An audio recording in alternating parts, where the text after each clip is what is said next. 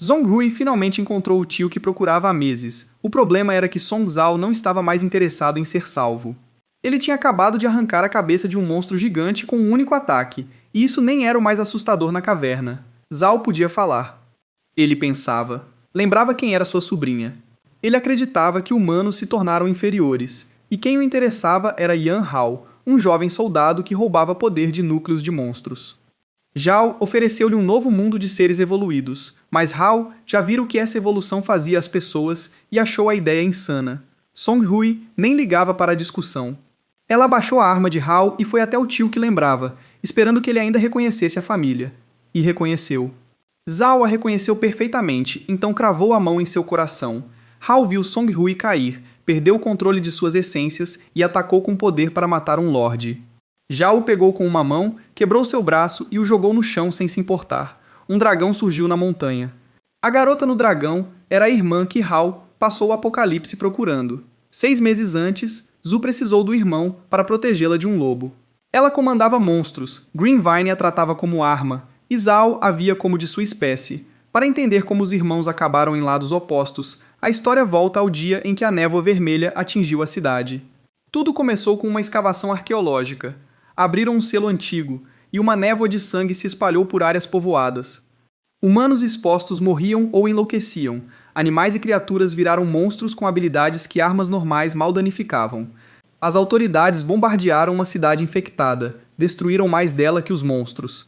Entre as ruínas, Hao já lutava contra lobos com garras e presas próprias. Matou o último, absorveu a energia do corpo e cambaleou para o lugar onde perdeu Zhu.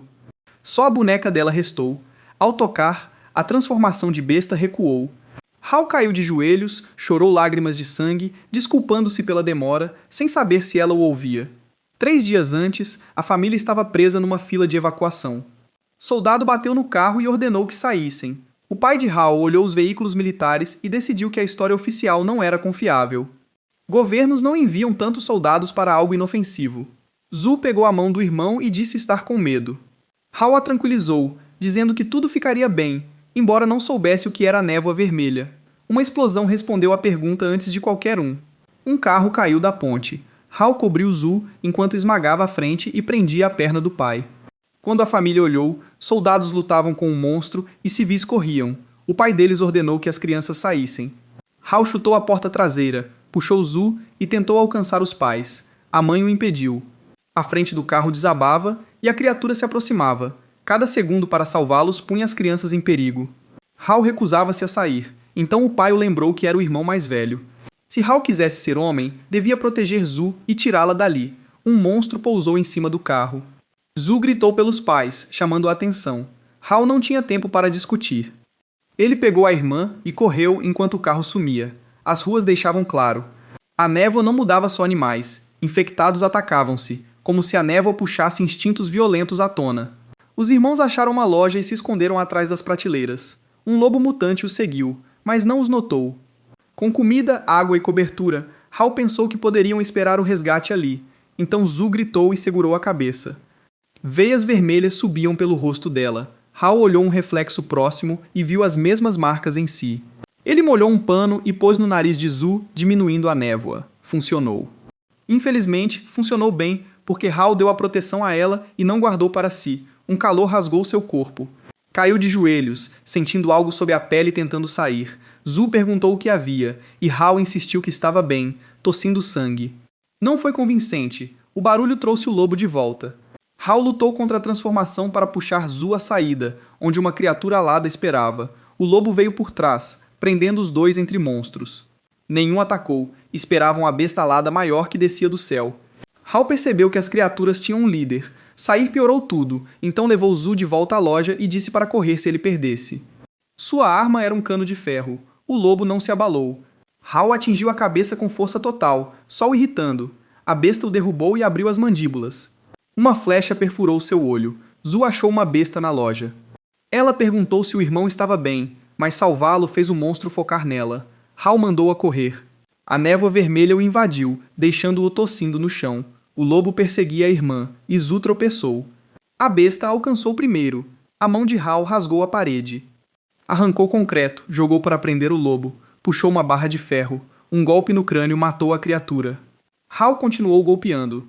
Zu o agarrou por trás, implorando que parasse. Sua voz mal o alcançou em meio à fúria, até que as memórias dos pais voltaram. O pai prometera proteger a família. A mãe o mandara viver com Zu. Quando Hal se virou, a irmã chorava. Ele a reconheceu, sussurrou seu nome e pediu desculpas por assustá-la. Esse reconhecimento o trouxe ao controle. Não houve tempo para se recuperar. Um monstro alado quebrou a janela, enchendo a loja com destroços. Hal pegou o cano de novo e o afastou de Zu. O golpe arremessou a criatura pela sala, contra os escombros. Até Hal olhou para as mãos. Matar o lobo fortaleceu. Lá fora, o líder gigante ainda esperava. Hal concluiu que absorver a energia de seu sangue lhe daria poder para proteger a família. Ele disse a Zu para se esconder enquanto afastava as criaturas. Ela o abraçou e não o soltou. Na última vez que Hal se transformou, quase esqueceu quem ela era. Zu temia menos os monstros do que ver o irmão se tornar um deles. Hal prometeu controle. Zu o fez prometer outra coisa. Ele tinha que voltar vivo. Sorriu, deu sua palavra e saiu com o cano no ombro. O gigante enviou suas feras menores primeiro. Hal zombou da recusa em lutar e começou a abrir caminho. Ele derrubou os 2 primeiros, mas um terceiro o mordeu no ombro. A mutação acelerou. Seus braços mudaram, garras substituíram seus dedos, e cada novo traço de energia de sangue o fortalecia. Hal ficou tão fascinado pelo poder que não notou a aeronave militar passando acima. O gigante o fez, sinalizou a matilha para recuar e subiu. A aeronave lançou um míssil. Shu correu para a loja, mas Hal a mandou ficar, pouco antes do distrito sumir na explosão.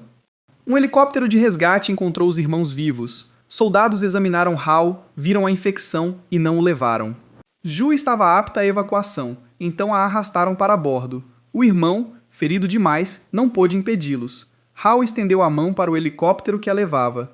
Por 6 meses, seu pesadelo sempre acabava ali, o céu em chamas. Ju perguntou por que não a salvara. Hal acordou sozinho em outro prédio em ruínas. Buscou em todos os campos de refugiados e nada achou. Civis não podiam se mover livremente ou acessar registros militares. Hal se juntou à unidade militar mais baixa. A patrulha de fronteira oferecia equipamento ruim, missões perigosas e o acesso que ele precisava. Ele passara 6 meses matando monstros fracos em segredo. Cada um lhe dava energia, e a prática o ensinou a se mover entre formas humana e bestial sem perder a razão. No posto de Kishi, ninguém sabia disso. Conheciam Hou como um recruta atrasado de novo. Capitão Jiajun o recebeu com um chute e exigiu saber onde estivera. Hal se desculpou subindo o penhasco, e Dio o avisou para não causar problemas quando os soldados especiais chegassem. O posto avistava uma cidade engolida por névoa vermelha. Uma torre misteriosa surgiu com um desastre, forçando sobreviventes a ficar atrás das defesas. Os patrulheiros viam seu papel como decorativo. Sangue Ardente e outras unidades especiais lutavam além da linha. Se os elites falhassem, poucos soldados com rifles comuns não consertariam. Observei a névoa da torre e me perguntei se o gigante de 6 meses antes ainda vivia. Mais importante, ele sentia o que os outros não. A névoa carregava sede de sangue, incitando criaturas ao ataque. A névoa se afastou da torre. Soldados especiais saíram correndo e ordenaram o recuo do posto. Uma criatura atacou antes de Gia terminar o comando. Agarrou-o e o capitão parecia aceitar o fim de sua carreira na fronteira, tão sem brilho. Howie pulou do penhasco, caiu sobre o monstro, matou-o com garras e absorveu a energia. 3 criaturas o cercaram antes que ele voltasse ao normal. Um projétil pesado rasgou uma delas. A atiradora era Song Hui, capitã do Sangue Ardente, e olhava as garras de Hal. Os soldados ergueram as armas. Howie voltou as mãos ao normal e se rendeu, dizendo ser só um patrulheiro, e o Sangue Ardente abriu fogo. As balas o passaram e mataram um monstro que vinha por trás. Hal, mãos levantadas, não sabia se ser preso seria pior que admitir ter entendido mal a situação. Song Hui se aproximou e perguntou do rifle. Aquela pergunta era mais difícil de sobreviver. Ela o levou a uma tenda para interrogatório. 37 morreram no posto Sectura, incluindo combatentes e patrulheiros. Registros mostravam Hal deixar o posto por 2 horas, voltando com o surto da névoa vermelha. Disse ter dormido em ruínas próximas. Seu amigo de patrulha explicou que Hal sumia sempre e Dia o cobria. Hal lançou ao homem um olhar de violência, e Song Hui concluiu que o esquadrão tinha problemas de disciplina. Dia estava no hospital, tossindo sangue, então não podia melhorar a defesa. Song Hui continuou o arquivo de Hal. Ele terminou o básico há só 3 meses. Combatentes experientes morreram, mas este soldado, mal treinado, sobreviveu desarmado. Hal disse que corria e era bom em escapar. Song-Hui perguntou por que alguém com medo de morrer se alistou. Foi a primeira pergunta que ele não pôde contornar. Hal ficou em silêncio. Ela se aproximou e perguntou sobre as mãos. Ela já sabia que a história de correr era bobagem. Queria o objetivo real. O chão tremeu antes de responder. Hal reconheceu a sensação na hora. Um grande grupo de monstros se aproximava. Ele correu para a saída. Song-Hui, pensando que ele fugia do interrogatório, o jogou no chão. O impacto quebrou o chão, que desabou. Hal, Song-Hui, Lin Yong-ji e os soldados caíram num labirinto subterrâneo de monstros. Hal se soltou das amarras na queda. O amigo o olhou e reclamou que o problema aparecia onde ele ia. Hal sugeriu sobreviver primeiro e reclamar depois. Song-Hui ordenou: chequem as armas e mantenham a formação. Num lugar cheio de túneis, expor as costas por um segundo seria fatal. Hal ouviu o ar passando por uma passagem. Seu amigo de patrulha testou, sentiu uma corrente de ar e anunciou que, embora tivesse poucos talentos úteis, escapar era um deles. 3 olhos brilhantes se abriram atrás dele. Song-Hui mandou-o abaixar e atirou. A cabeça do besouro explodiu acima das pernas do patrulheiro, cobrindo o chão com sangue corrosivo que derretia a pedra. Ela avisou a todos para não deixarem os insetos se aproximarem e lembrou que ninguém agia sem sua ordem. Então, virou-se para Hal e disse que suas explicações só estavam sendo adiadas. Ele não sabia se ela planejava prendê-lo ou proteger seu segredo. Mais insetos saíram das paredes antes que ele pudesse decidir. Sangue em Chamas abriu fogo e forçou uma rota para a única passagem livre. Assim que a equipe a alcançou, o enxame inteiro congelou. As criaturas menores abriam espaço. Um senhor da guerra blindado emergiu da névoa vermelha. Ele converteu a névoa em um ataque de energia concentrada. Song-Hui atirou primeiro, mas seu projétil ricocheteou na cabeça, e o contra-ataque da criatura voou direto para ela. Hal se colocou na frente e absorveu toda a explosão. Não adiantava mais se esconder. Ele prometeu explicar se sobrevivessem e avançou com as garras expostas. O primeiro golpe teria dilacerado uma fera comum. Ele mal notou. Sua carapaça grossa o tornava um tanque vivo, e Hal percebeu que sacrificou velocidade pela defesa. Isso era uma brecha. Ele se moveu pelos lados e atacou mais rápido do que podia reagir. O patrulheiro que conhecia Hal como covarde o encarou incrédulo. Song-Hui improvisou a desculpa mais absurda. Ela alegou que Hal era um soldado experimental secreto da Aliança Sioux que escapou de um laboratório e se infiltrou na patrulha. O patrulheiro aceitou isso mais rápido que a verdade. Yong-ji estava menos convencido. Como vice de Song-Hui, ele nunca tinha ouvido falar de tal experimento, mas declarou a informação classificada e mandou todos ficarem quietos. O soberano interrompeu, disparando outra esfera de energia. Hal desviou, mas o ataque seguiu em direção aos soldados. Yeonji empurrou o patrulheiro e absorveu o ataque. Sua perna estava gravemente ferida, mas ele insistiu que trocar uma perna por uma vida valia a pena. Quando o patrulheiro perguntou por que um soldado de elite se arriscaria por alguém tão insignificante, Yeonji o corrigiu. Sangue ardente não existia só para matar monstros. Seus soldados eram o último escudo da humanidade, e um escudo não abandona a pessoa por trás dele. A resposta deixou o patrulheiro sem palavras. Enquanto isso, a situação de Hal piorava.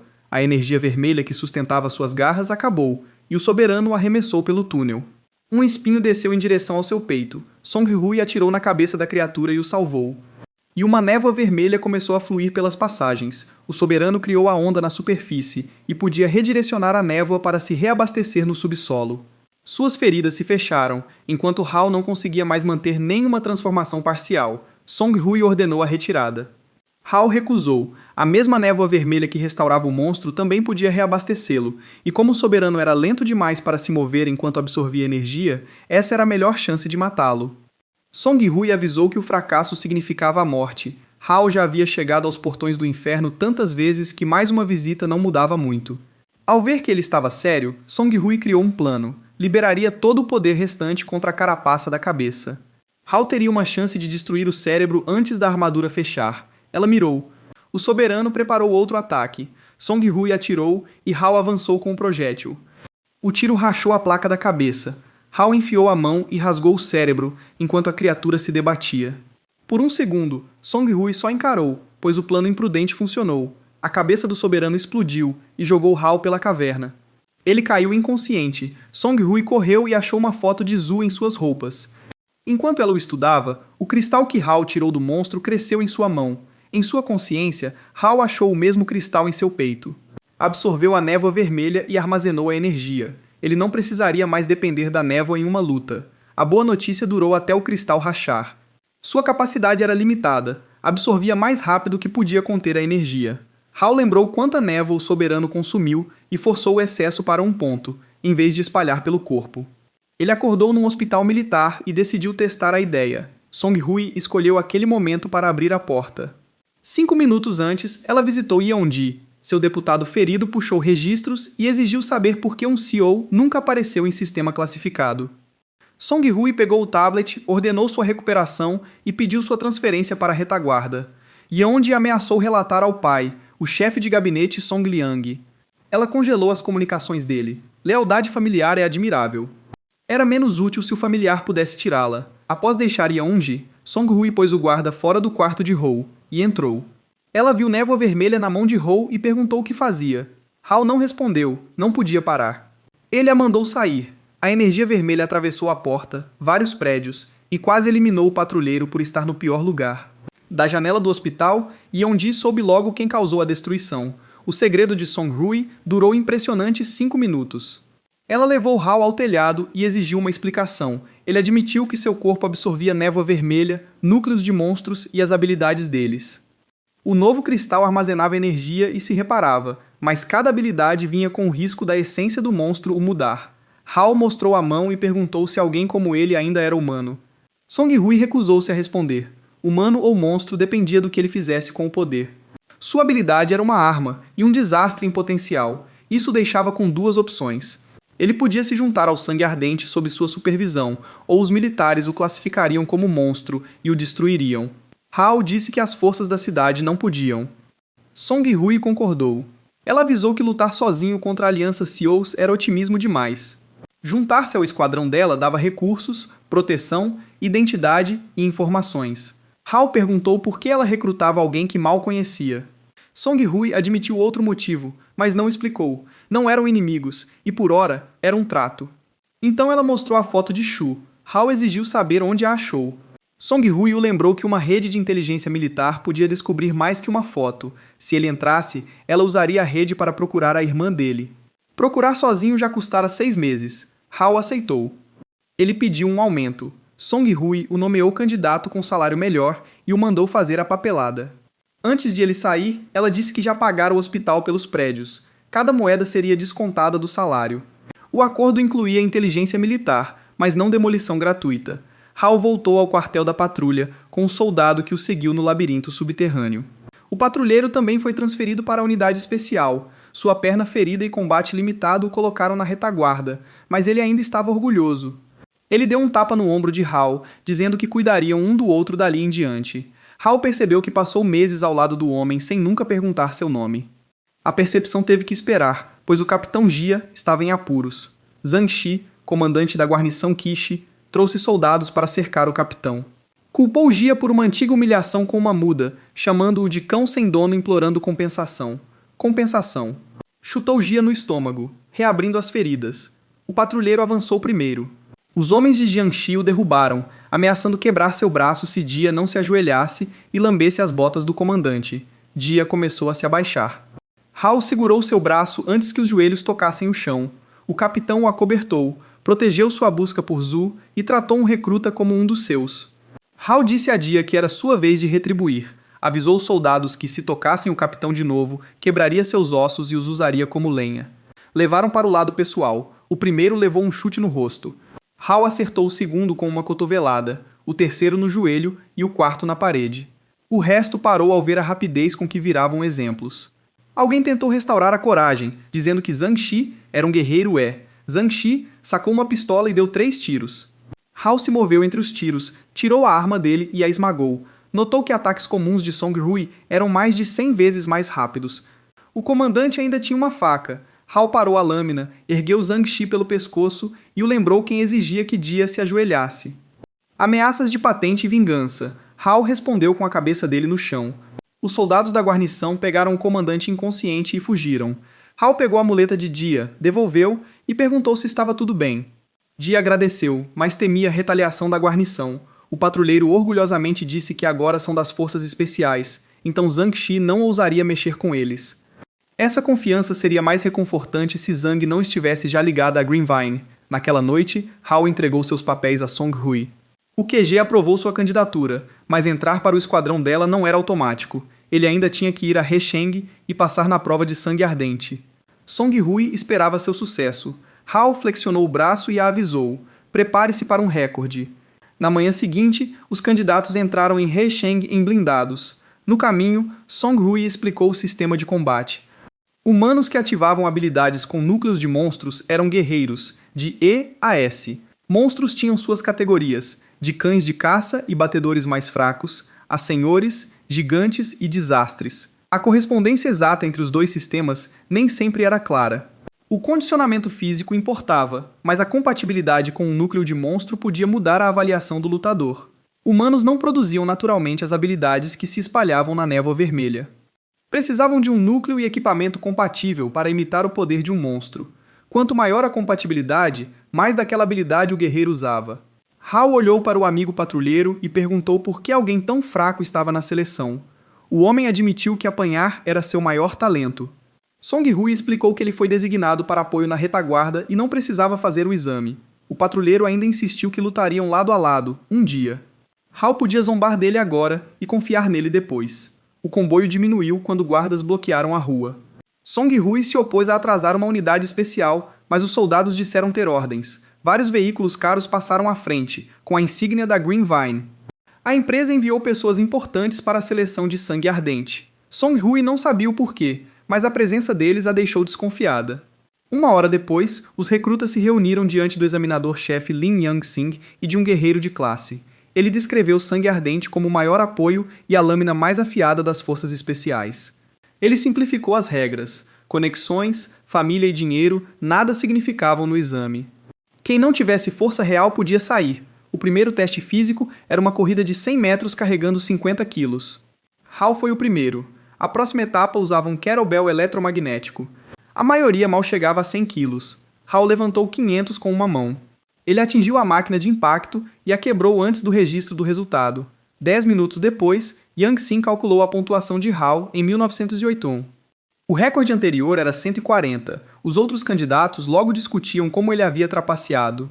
Zhang Jin contestou o resultado. Ele era irmão de Zhang Shi, mas Hao ainda não sabia. Zhang Jin lembrou Yongxin do recorde e disse que estava curioso como um recruta desconhecido o superou tanto. Yongxin supervisionou os testes e gravou tudo. Ele perguntou se Zhang Jin acusava o examinador de favoritismo. A discussão pública acabou. Zhang Jin passou por Hao, identificando-o como da patrulha Kishi. Fingiu que eram apenas conterrâneos se cumprimentando. Por dentro, planejava retribuir a humilhação de Zhang Shi em triplo. Hao negou conhecê-lo, concluindo que a guarnição Kishi produzia gente e famílias desagradáveis. Com as pontuações finalizadas, Hao ficou em primeiro e Zhang Jin em terceiro. O resultado chamou a atenção de Jin Ying, pesquisadora sênior da inteligência técnica, que viera por entretenimento. Agora ela achou algo mais interessante. Só os 15 primeiros avançaram ao teste principal. Antes, Zhang Jin contatou seus associados Greenvine no dormitório. Um deles o lembrou que o serviço do irmão à companhia era a única razão para aquela oportunidade. Tinha uma chance na Burning Blood e não podia perder. Zhang Jin prometeu. Na plataforma, Yongxin deu a cada candidato uma pulseira com um encaixe para um núcleo de besta. O aparelho media a compatibilidade, mas não concedia habilidades. Abaixo de 40% seria eliminado. Só criaturas de rank cão ou superior produziam núcleos utilizáveis. Em armas, esses núcleos davam aos humanos habilidades elementais, físicas, de suporte ou controle, dependendo do usuário. O primeiro candidato foi o quinto no teste físico. Sua compatibilidade era 39%. Ele agarrou a cabeça e reclamou que se qualificar era mais difícil que matar monstros. Burning Blood o eliminou. Outro candidato passou com o resultado D. Zhang Jin subiu na plataforma, pôs a pulseira e forçou energia no núcleo. O visor deu 60%. O melhor resultado anterior fora 56%, então os candidatos o trataram como provável vencedor. Ele os chamou de ralé e se afastou, satisfeito. Jin Ye se aproximou de Hao. Ela sabia que ele vinha de Kishi e achou estranho que alguém evitasse a atenção da inteligência técnica. As mudanças na névoa vermelha da área o tornavam mais suspeito. Hao fingiu não entender nada. Jin Ying não o pressionou, só queria que ele soubesse do interesse dela. Hal a chamou de sabichona e perguntou se ela podia responder. Aceitou uma condição. Se a compatibilidade dele fosse maior, ela diria o que quisesse. Para quem caçava informações sobre Shu, não era aposta a ignorar. Jin Ying foi à plataforma e disse que bateria o recorde. Ele riu. O aparelho marcou 78%. Todos se perguntaram se quebrou. Jin Ying fez um positivo, correu até Zhang Jin e disse que seu recorde durou minutos. Zhang Jin a adicionou à lista de quem queria destruir. Finalmente, Hal foi chamado. O núcleo de teste era idêntico ao cristal negro que absorveu. Song Hui achava que sua força o deixava um nível abaixo de líder de esquadrão, mas Hal não sabia o que um teste de compatibilidade faria. Ele inseriu o núcleo. O display saltou para a classe C. Isso já chocou os candidatos, pois C é nível de líder. Então o sistema reportou um erro e perdeu a leitura. O resultado foi 0%. Zhang Jin riu mais alto. Depois dos recordes, Hal foi rejeitado pelo próprio núcleo. Hal estava mais preocupado com o cristal sumindo na pulseira. Jin Ying correu ao painel. Mesmo a pior compatibilidade reduziria 1%. Um zero nunca havia aparecido, então ela queria gravar tudo para o pai. Zhang Jin notou o slot vazio e acusou Hal de roubar propriedade militar. Yang Xing mandou levantar a mão e explicar o cristal. Hal não tinha resposta. Admitir que seu corpo comia núcleos de monstros era passar a vida num laboratório, então transformou a mão e fingiu que as garras eram uma habilidade do núcleo. Todos se prepararam para um infectado descontrolado. Jin ficou encantada. Hal respondeu à voz dela e escondeu as garras. Yongxin percebeu que estava consciente. Hal alegou que o núcleo entrou na mão e o transformou. Jin Ying o corrigiu. O cristal não só penetrou a pele, a mão inteira mudou, tornando-o o primeiro humano estável a usar tal transformação. Os candidatos que riram do 0% sussurravam sobre uma anomalia. Yongxin apresentou Jin Ying. Ela não era só recruta, mas pesquisadora sênior. Seu pai, Major-General Jin Anshen, dirigia o desenvolvimento da aliança. Jin Ying não gostou que o examinador revelasse seus segredos após tanto esforço para ser misteriosa. Yongxin pediu para devolver o núcleo. Hal disse que não podia. Ele se prendeu ao corpo dele e não saía. Zhang Jin avisou a Greenvine imediatamente. Infectado ou despertado, Hal era o espécime experimental perfeito. Exames confirmaram que o núcleo se fundiu a ele e não podia ser removido. Jin Anshin pediu mais testes, certo de que a transformação escondia segredos. Yang Tse chegou com Song Liang, pai de Song Hui, um dos oficiais de maior patente do Estado-Maior. Esperavam que Anshin explicasse se Hal falhou nos 40%. Anshin lembrou que ele ajudou a Greenvine a desenvolver o equipamento. Ninguém entendia seus limites melhor. A leitura não caiu abaixo da escala. Passou do topo. A compatibilidade de Hal superava um máximo de 100%. Enquanto processavam, Hal sentiu o cristal no peito mudar de preto para vermelho. Absorver o núcleo de teste fraco não lhe deu uma nova habilidade. Aumentou sua reserva de névoa vermelha e a velocidade de absorção. O núcleo do Overlord ativou o cristal. Núcleos fracos o fortaleciam. Se continuasse, matar monstros faria Hal evoluir sem limite. Song Liang decidiu antes da celebração. Song Hui esperava Hal em sua equipe, por tê-lo recrutado. Liang a acusou de ser superprotetora com um recém-conhecido e lembrou que o dever de soldado vem antes de promessas. Hal já foi designado para Yongxin. Song Hui, comandante de sangue ardente, não podia roubar pessoal. Liang ordenou que sua unidade voltasse ao posto. Ela obedeceu, mas decidiu que daria um jeito de trabalhar com Hal. Jin Ying o encontrou na sala de estar com notícias da missão. Um covil surgiu entre He Chang e Kishi, e os novos recrutas foram reconhecer. Ela convenceu Yongxin a pô-los na mesma equipe. Não era para limpar o covil. Eles só precisavam identificar a estrutura e a ameaça. Yongxin disse que mesmo um ninho fraco poderia mudar sob a névoa vermelha. Jin Ying prometeu que coletar informações era sua especialidade e disse a Hal para relaxar. A promessa durou até o comboio encontrar o primeiro enxame. O alvo era um ninho tipo colmeia, cheio de abelhas operárias e poucas abelhas de combate com ferrões. Hal se perguntou por que destruir um ninho de vespas gigante exigia 3 blindados. Jin Ying explicou que eram abelhas de ferro. Centenas surgiram à frente do comboio. O patrulheiro virou o volante, e ferrões de metal martelavam a traseira do veículo. Hal pressionou as mãos na janela e ativou a transformação, ansioso para testar o núcleo integrado. Saltou, arrancou a porta blindada da moldura e cobriu o metal e seus braços com uma camada de pedra. Funcionou como escudo e arma. Os amigos da patrulha o olharam incrédulos. Jin Ying já analisava. Ela presumiu que Hal só transformava o corpo. mas aplicar a mesma propriedade a objetos significava que quase tudo que ele tocasse viraria arma. Ela gravava dados de combate enquanto Hal derrubava abelhas de ferro. Um ferrão verde perfurou seu escudo. As abelhas de ferro não penetravam a defesa. Hal alertou que um segundo atacante estava no enxame e ordenou à equipe que se abrigasse. Um soldado tentou usar um lança-chamas. Jin Ying viu outro projétil verde e mandou-o abaixar, mas atingiu seu tanque de combustível antes. A explosão confirmou o aviso. Jin Ying pesquisou o banco de dados de monstros e identificou o atacante oculto como uma rainha-cão. O veneno corroía armaduras abaixo da classe C. O ninho de baixo nível fora avaliado incorretamente. Hal disse aos outros para cuidarem das abelhas menores enquanto ele mirava na rainha. Jin Ying saiu a céu aberto e liberou sua habilidade pela primeira vez. O vento se juntou e virou tempestade, dispersando o enxame para expor a raiz da colmeia. Hal comprimiu a porta blindada numa lança e a arremessou. A arma perfurou o abdômen da rainha, mas não a matou. Jin Ying reconheceu a razão. Não era apenas um cão forte.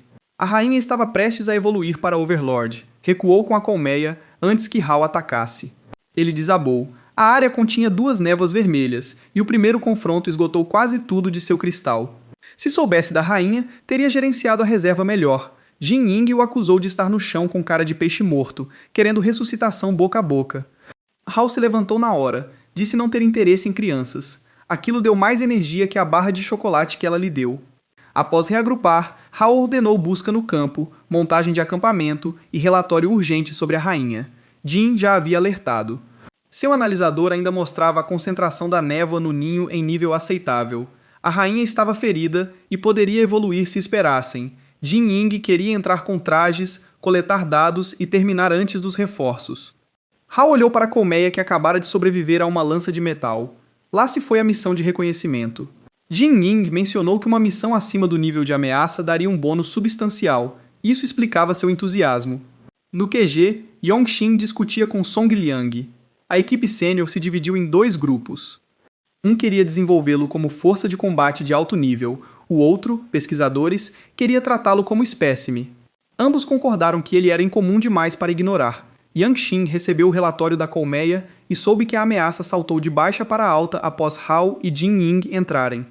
Liang confiava na inteligência de Jin Ying para supor que havia mais na decisão, mas ordenou que a unidade móvel mais próxima os apoiasse. Zhonghui assumiu o comando. Sua prioridade era tirar Hal e Jin Ying vivos. Destruir o ninho vinha em segundo lugar. Yeonji entrou na reunião, embora devesse estar se recuperando. Yongxin se surpreendeu ao ver o irmão fora do hospital, mas Liang perguntou se haveria problema em designar Yeonji como adjunto de Song-hui. Yang Seng concordou. Após mandá-lo embora, Liang admitiu que ajudar Song-hui era tudo que um pai podia fazer, sem explicar a preocupação com Hal. Dentro da colmeia, Hal e Jin Ying usavam trajes de combate feitos para resistir à névoa vermelha concentrada. O analisador dela não mostrou quase nenhuma mudança enquanto avançavam. Hal parou. A rainha saiu da poeira à frente. Já era uma soberana. As operárias ao redor também evoluíram. Jin Ying checou o analisador e viu a concentração real. A colmeia excedera o limite crítico há muito, mas o aparelho nunca alarmou. Os joelhos dela cederam. Os trajes foram sabotados. A resistência à névoa vermelha falhava. Alguém no Burning Blood fez recrutas entrarem num ninho de alto nível com leituras falsas. O enxame atacou antes de Jin Ying agir. Hal a levou por uma parede para uma área vazia com ventilação. Mandou reparar as comunicações, enviar dados reais à sede e pedir novos trajes enquanto detinha a rainha. Jin Ying concordou, mas avisou. Se morresse, o acharia no inferno e continuaria a briga. Hal prometeu voltar. As palavras o lembraram de Shu, na loja, 6 meses antes. Ele já falhara em cumprir a promessa. Ele não falharia de novo. Hal voltou à câmara principal e reuniu a energia para um tiro. O cristal tinha energia para um ataque. Errar não era opção. A explosão rasgou a colmeia. Por um momento, tudo ficou em silêncio. Então, a névoa vermelha cobriu seus pés, e as abelhas saíram da escuridão sem ferimentos graves. 3 minutos antes, Jin Ying desmontara o analisador. Um agente corrosivo danificara o sistema de alerta. Assim que o reparou, o aparelho começou a gritar e mostrou uma concentração de névoa 2 vezes o limite seguro. A explosão de Hal só a tornou mais densa. Por uma fresta na parede, Jin Ying viu os insetos se alimentarem da névoa e evoluírem em tempo real. Até os batedores atingiram o nível de cão. Cada minuto de batalha dava à colmeia mais corpos e atacantes mais fortes. Ela também viu veias vermelhas surgindo no pescoço de Hao. O traje dele foi sabotado. Jin Ying, achando que a névoa o infectaria, criou uma esfera de vento e a detonou ao redor dele. O ataque dispersou a névoa vermelha, antes que afetasse sua mente, e Hao perdeu sua única fonte de energia. O enxame notou na hora. Ferrões vieram de todas as direções. Hao bloqueou a primeira saraivada com os braços, evitando veneno paralisante. Uma segunda veio por trás, e ele não conseguiu virar. Yongji atravessou a parede da colmeia e levou todos os golpes. O núcleo de tatu reforçava seu corpo, permitindo-lhe suportar ataques que destruiriam outro. Ele disse a Hao para focar. A batalha não acabou. Zongrui já provava. Seu núcleo, de uma enguia monstruosa, dava controle sobre eletromagnetismo e raios. Com o kit completo, era mais forte que Hao vira em Kishi. Ela destruiu as abelhas e dividiu os soldados em dois. O primeiro segurou a rota principal. O segundo os cobriu com fogo à distância. Mandou Hao e Yeonji para trás. A rainha não os deixou recuar. Um ferrão verde gigante os perseguiu. Song Hui mandou os dois correrem e liberou destruição eletromagnética, paralisando tudo. O tiro dela quebrou o ferrão e atingiu a rainha. Os soldados acharam que o monstro fugiria. Song Hui sabia que não iria longe paralisado. Mandou limpar o enxame antes de buscar baixas. Hao finalmente entendeu por que ela parecia tão limitada. Ela entrou em Kishi sem arma ou proteção. Ele nunca a tinha visto lutar assim. Jin Ying saiu e reclamou. Mais 10 minutos e seria só coletar o corpo. Ela lembrou Song Hui da dívida por salvá-la, que cobraria. Com o enxame sumido, a equipe preparou o próximo passo. Hao absorvia a névoa vermelha para recarregar o cristal. Nem mesmo seu ataque mais forte matou a rainha, então ele precisava de outra abordagem. Um som estranho se espalhou pela colmeia. A rainha absorveu a névoa vermelha restante e se restaurou. A energia se acumulava no corpo, como se fosse evoluir de novo, mesmo após atingir o nível de Overlord há pouco. O analisador alertou sobre perigo extremo, e a rainha gritou, convocando um enxame de abelhas Hound. Hao disse aos outros para cuidarem do enxame. Ele cuidaria da rainha. Song Hui confiou. Ordenou aos soldados que cobrissem seu avanço e afastassem as criaturas menores. Hao se lançou entre as paredes da colmeia, golpeando a rainha. Suas garras podiam feri-la, mas não a matar. Uma segunda explosão de energia vermelha atingiu, sem dano fatal. A rainha respondeu com outra saraivada. Hao desviou e procurou algo mais forte que suas mãos. Um dos ferrões do monstro estava enterrado no chão ao lado. Serviria. Ele o puxou, transformou o material em uma espada e despejou a energia restante na arma. A rainha forneceu a lâmina, então Hao decidiu que era educado devolvê-la. Cruzou a câmara sob ataque e cortou o Overlord ao meio. O enxame enfraqueceu com a morte da rainha. Sangue em chamas eliminou o resto, e um núcleo de Overlord caiu do corpo dividido. Hao o pegou e absorveu sem hesitação. A energia o preencheu tão rápido que seu corpo não pôde processá-la. Quando a equipe de Song Hui o alcançou, ele estava inconsciente e seu coração batia acelerado demais. Jin Ying detectou sinais neurais interrompidos. Entre a névoa concentrada e o novo núcleo de monstro, Hao estava à beira de enlouquecer. Song Hui o selou numa cápsula médica avançada. Jin Ying ajustou o sistema e usou anestesia para suprimir a atividade neural, mas o tratamento só atrasaria a transformação. Precisavam voltar à base. Em sua consciência, a essência bestial da rainha ofereceu uma solução mais simples: render seu corpo e parar de lutar. A criatura o sufocava com imagens de sangue, fome e morte, até ele crer que a luta havia terminado. Ele lembrou dos pais, que o mandaram sobreviver. Lembrou de Zhu exigindo que voltasse vivo. E além, as vozes de seus novos camaradas o esperavam. Howell se recusou a desaparecer, acorrentou a essência da besta em si e aceitou que cada avanço levaria ao mesmo abismo. Força tinha um preço. Sobreviver era pagá-lo sem que o preço o definisse. Sua mente estabilizou, mas os olhos não se abriam. Sandstorm parou o comboio antes da sede. Yeonji localizou ruínas antigas a 3 km. Song Hui ordenou abrigo lá após Jin Ying confirmar sinais vitais estáveis. Song Hui suspeitou do prédio assim que chegaram. Ela ordenou a Jin Ying escanear calor e névoa. Soldados formavam uma cápsula médica. Bandidos atiraram setas envenenadas dos andares de cima. Yeonji cobriu a retirada com o corpo. Uma flecha atingiu o blindado e corroeu o metal, provando o perigo do veneno até para soldados. Uma rocha caiu de cima. Song Hui jogou a cápsula médica para longe e ordenou a dispersão. Os bandidos seguiram com garrafas que liberavam um gás entorpecente. Ela cobriu as vias aéreas, alertou a equipe e chutou o primeiro homem que tentou se aproveitar de seus movimentos lentos contra uma parede. Outro grupo prendeu uma corrente à cápsula de Hao. Song Hui foi impedi-los, mas o gás finalmente entorpeceu suas pernas. Jin Ying correu atrás da cápsula e levou uma flecha na perna. Os bandidos presumiram que algo tão guardado devia conter um tesouro. Arrastaram Hao para o subsolo. Song Hui se recuperou e foi até Jin Ying primeiro. A pesquisadora disse para ela ignorar o ferimento e ir atrás de Hao, mas Song Hui quebrou a flecha, enfaixou a ferida e se recusou a trocar um companheiro por outro. A emboscada havia sido preparada antes da chegada deles. Alguém sabia da rota e condição do comboio, e onde eliminou os atacantes restantes e encontrou um elevador abandonado que levava para baixo das ruínas. Com a tempestade bloqueando a superfície, os ladrões certamente pegaram aquela rota. Song Hui dividiu o esquadrão. Um grupo defenderia Jin Ying e a saída. Shi, Yeon-ji e a equipe B procurariam no abrigo. O patrulheiro pediu para se juntar a eles. Song Hui recusou, pois ele não era um combatente. Ele respondeu que Hao salvou sua vida e não esperaria lá em cima enquanto o amigo estava em perigo. Discutir só perderia tempo. Song Hui permitiu que ele o seguisse, com a condição de ficar perto. Abaixo, os bandidos já tinham quebrado vários martelos contra a cápsula médica. Um homem grande tentou um machado e não conseguiu nada. Um garoto chamado Ali disse que sabia onde achar uma chave. Os outros ladrões zombaram dele. Os níveis inferiores tinham algo tão perigoso que 3 homens enviados para lá nunca voltaram. Ali ofereceu uma aposta. Se ele abrisse a caixa, eles o soltariam. Se falhasse, poderiam matá-lo. O líder bandido aceitou. Levaram a cápsula para um poço com o esqueleto de um monstro gigante. Ali apontou para um osso afiado e o chamou de chave. Antes que alguém testasse a teoria, a cápsula médica abriu sozinha. O tesouro dentro estava acordado. Absorver o núcleo da rainha deu a Hao uma glândula de veneno. Ele a liberou nos bandidos ao redor da cápsula e os derrubou antes que entendessem o que aconteceu. O líder alegou que era um guerreiro servo e esmagaria um oponente fraco em segundos. Hao respondeu com um soco venenoso que o arremessou pela caverna e contra a parede. Ali cometeu o erro de suspirar atrás dele. Hao se virou e perguntou se o garoto ia virar.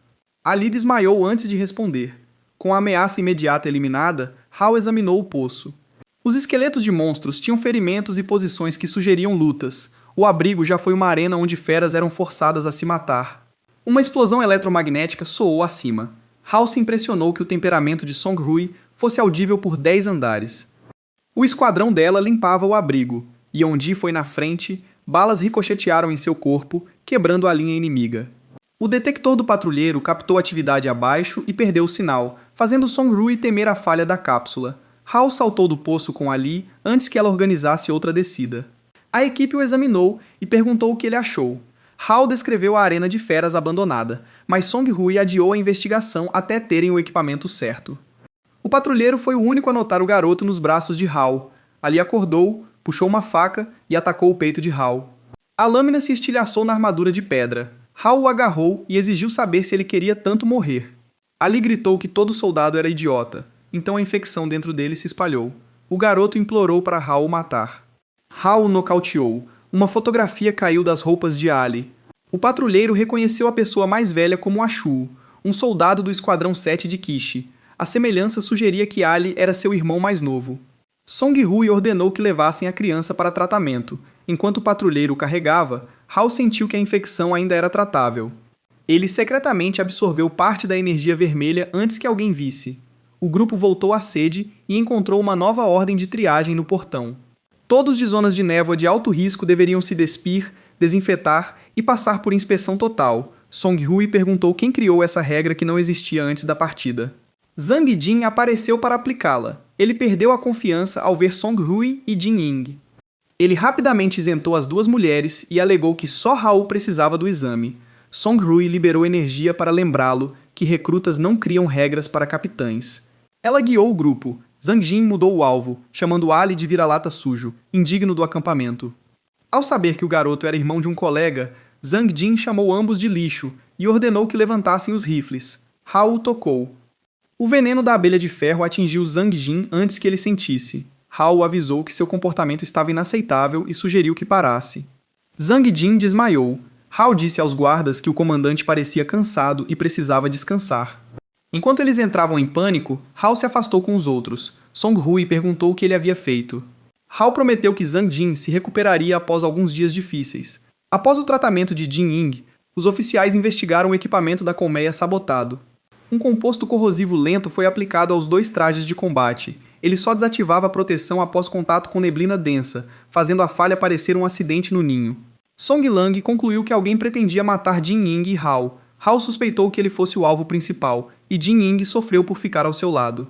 Até identificarem o traidor, ambos foram proibidos de missões externas. A nova responsabilidade de Jin Ying era manter a Si e a Hao vivos enquanto o comando procurava o vazamento na sede. Vários dias tranquilos se passaram. Então, o patrulheiro encontrou Hao e sussurrou que os médicos haviam recuperado outra fotografia de Ali.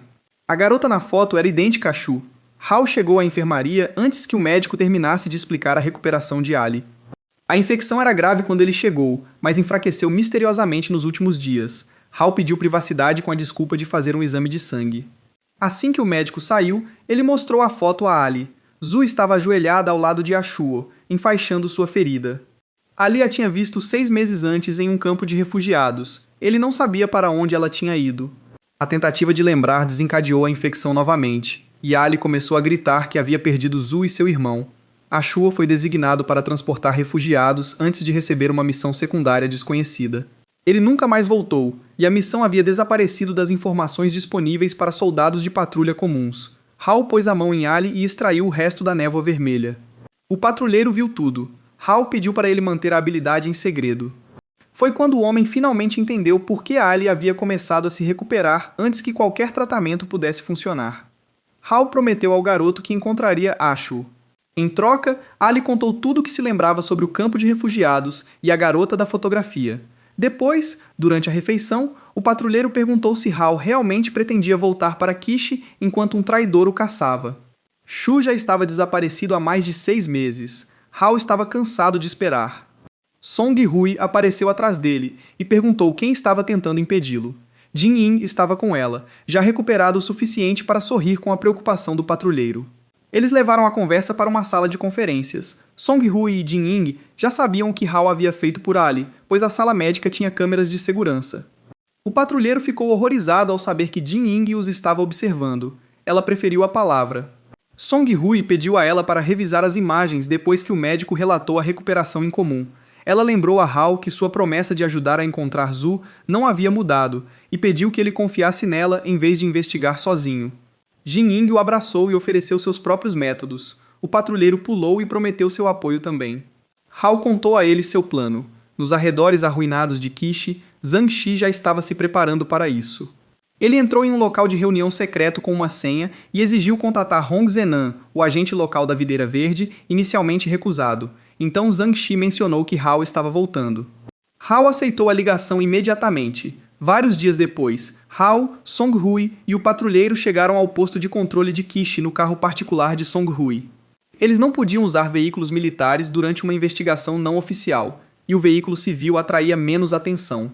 Jin Ying permaneceu no quartel-general com Yonji a protegendo, mas ele ainda podia apoiá-los através das comunicações militares. Um sentinela se aproximou para inspecionar o carro. Antes que ele chegasse, o posto de controle recebeu um aviso sobre criaturas anômalas a 1 quilômetro de distância. Lobos de ferro avançaram contra os civis. A guarnição abandonou os postos e fugiu. Song Hui os chamou de idiotas por abandonar a todos.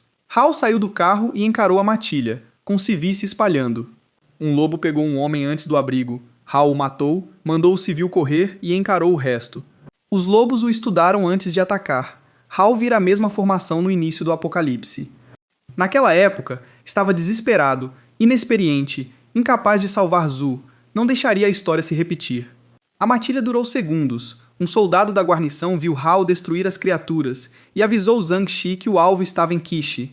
Song Hui mostrou sua identificação e ordenou a reabertura do posto para civis. Os soldados não podiam recusar uma capitã em público, então a operação de segurança artificial terminou. Durante a viagem, ela sugeriu que as verificações nunca foram para proteger a cidade. Hao concordou que provavelmente procuravam alguém, provavelmente ele. Eles entraram no arquivo da patrulha e procuraram por Ashuo. O nome dele sumira. A lista de pessoal do Esquadrão 7 também sumira, e o banco de dados local fora destruído. O patrulheiro se perguntou se a viagem já havia falhado. Song Hui contatou Jin Ying, que podia buscar backups de nível superior remotamente, mas isso levaria tempo. O patrulheiro lembrou que Dia comandara a Shuou quando a patrulha foi formada. Foram à casa do capitão. Ninguém atendeu. Dentro, danos recentes cobriam os cômodos, provando que houve uma briga. Hao deu 80% de chance da guarnição ser a responsável. O patrulheiro explicou o contexto a Song Hui. Hao repelira Dia e espancara Zhang Shi, tornando a vingança inevitável. Hao percebeu que o posto confirmara sua chegada. Dia era uma moeda de troca, e quem o tinha sabia que Hao viria procurá-lo. A guarnição apareceu ao saírem. O vice-comandante Li Qi recebeu Song Hui com entusiasmo exagerado, alegando que Dia sumiu numa missão externa. Criaturas anômalas ficaram ativas em Qishi. A guarnição precisava da ajuda do Sangue Ardente para achá-lo. Song Hui concordou, com uma condição. Li Qi teve que acompanhá-los. Ele alegou que uma ação conjunta violaria a autoridade local. Song Hui esclareceu. Era uma ordem, não um favor.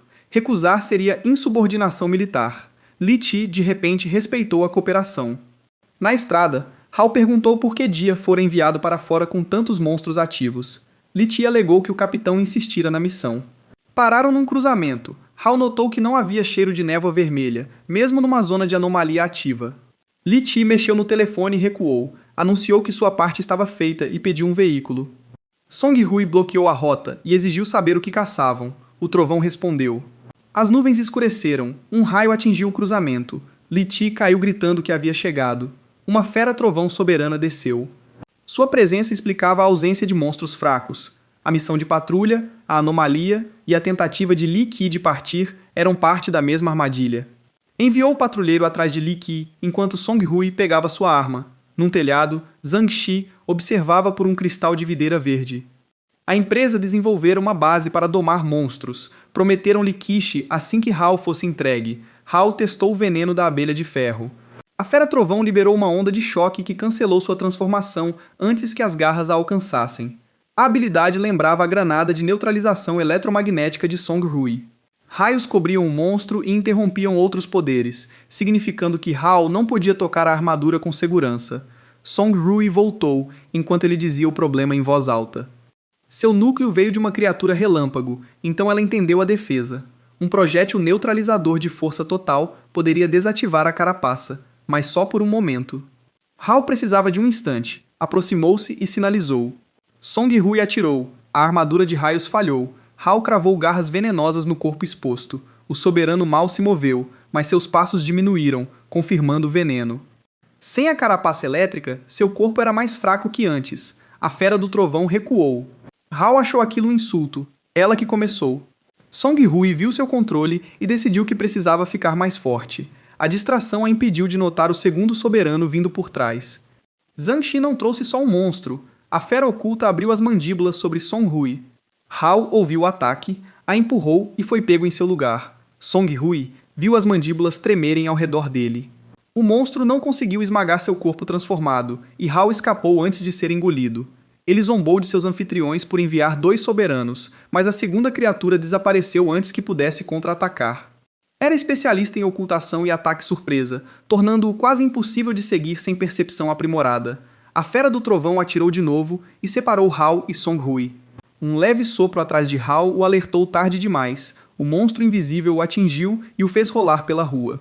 Song Hui jogou um explosivo eletromagnético em seu corpo antes que sumisse de novo. O choque não revelou a criatura visualmente, mas deixou uma assinatura magnética que ela podia rastrear. Song Hui começou a indicar posições enquanto Hao esperava o próximo ataque. Esquerda e atrás, depois direita traseira. As mandíbulas invisíveis abriram de novo. Hao segurou a boca com as 2 mãos e disparou energia vermelha direto na garganta. O soberano morreu antes que a explosão saísse de seu corpo. Sobrou a fera do trovão, mas Song Hui não tinha energia para outra rodada de neutralização. Em vez disso, ela transferiu o poder restante para Hao e formou um escudo ionizado ao redor dele. Podia suportar um ataque de raio.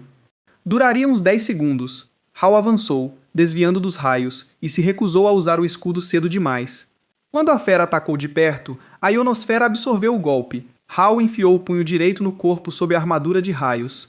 Do telhado, Zhang Shi olhava os 2 lordes mortos. 2 guerreiros classe B já teriam dificuldade contra uma criatura desse nível.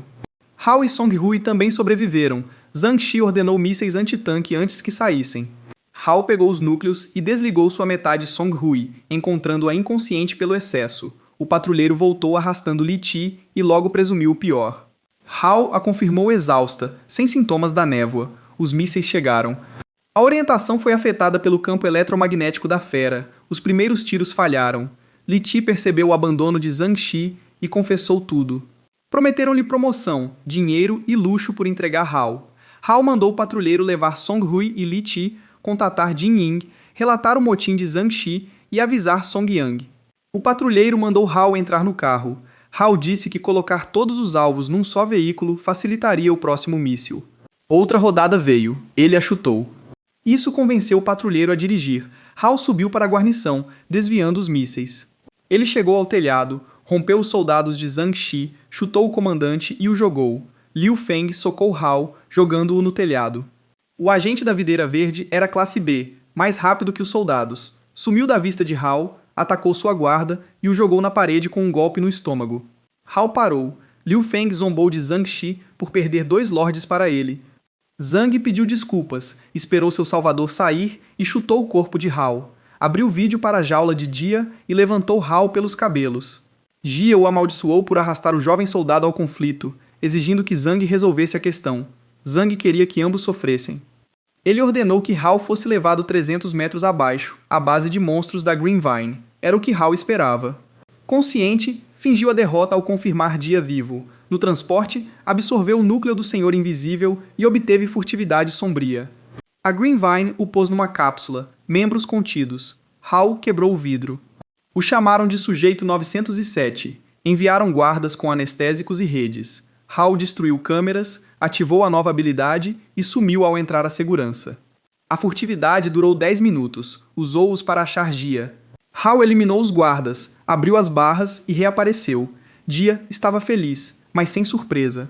Ele sabia que o recruta seria difícil de matar. Hao agradeceu o treino do capitão e lhe deu água. Ele explicou que o sumiço de Ashu o levara ali. Jia investigava o mesmo padrão há anos. Após a patrulha, a guarnição designava soldados para missões especiais. Todos sumiam, e o comando alegava que morreram em campo.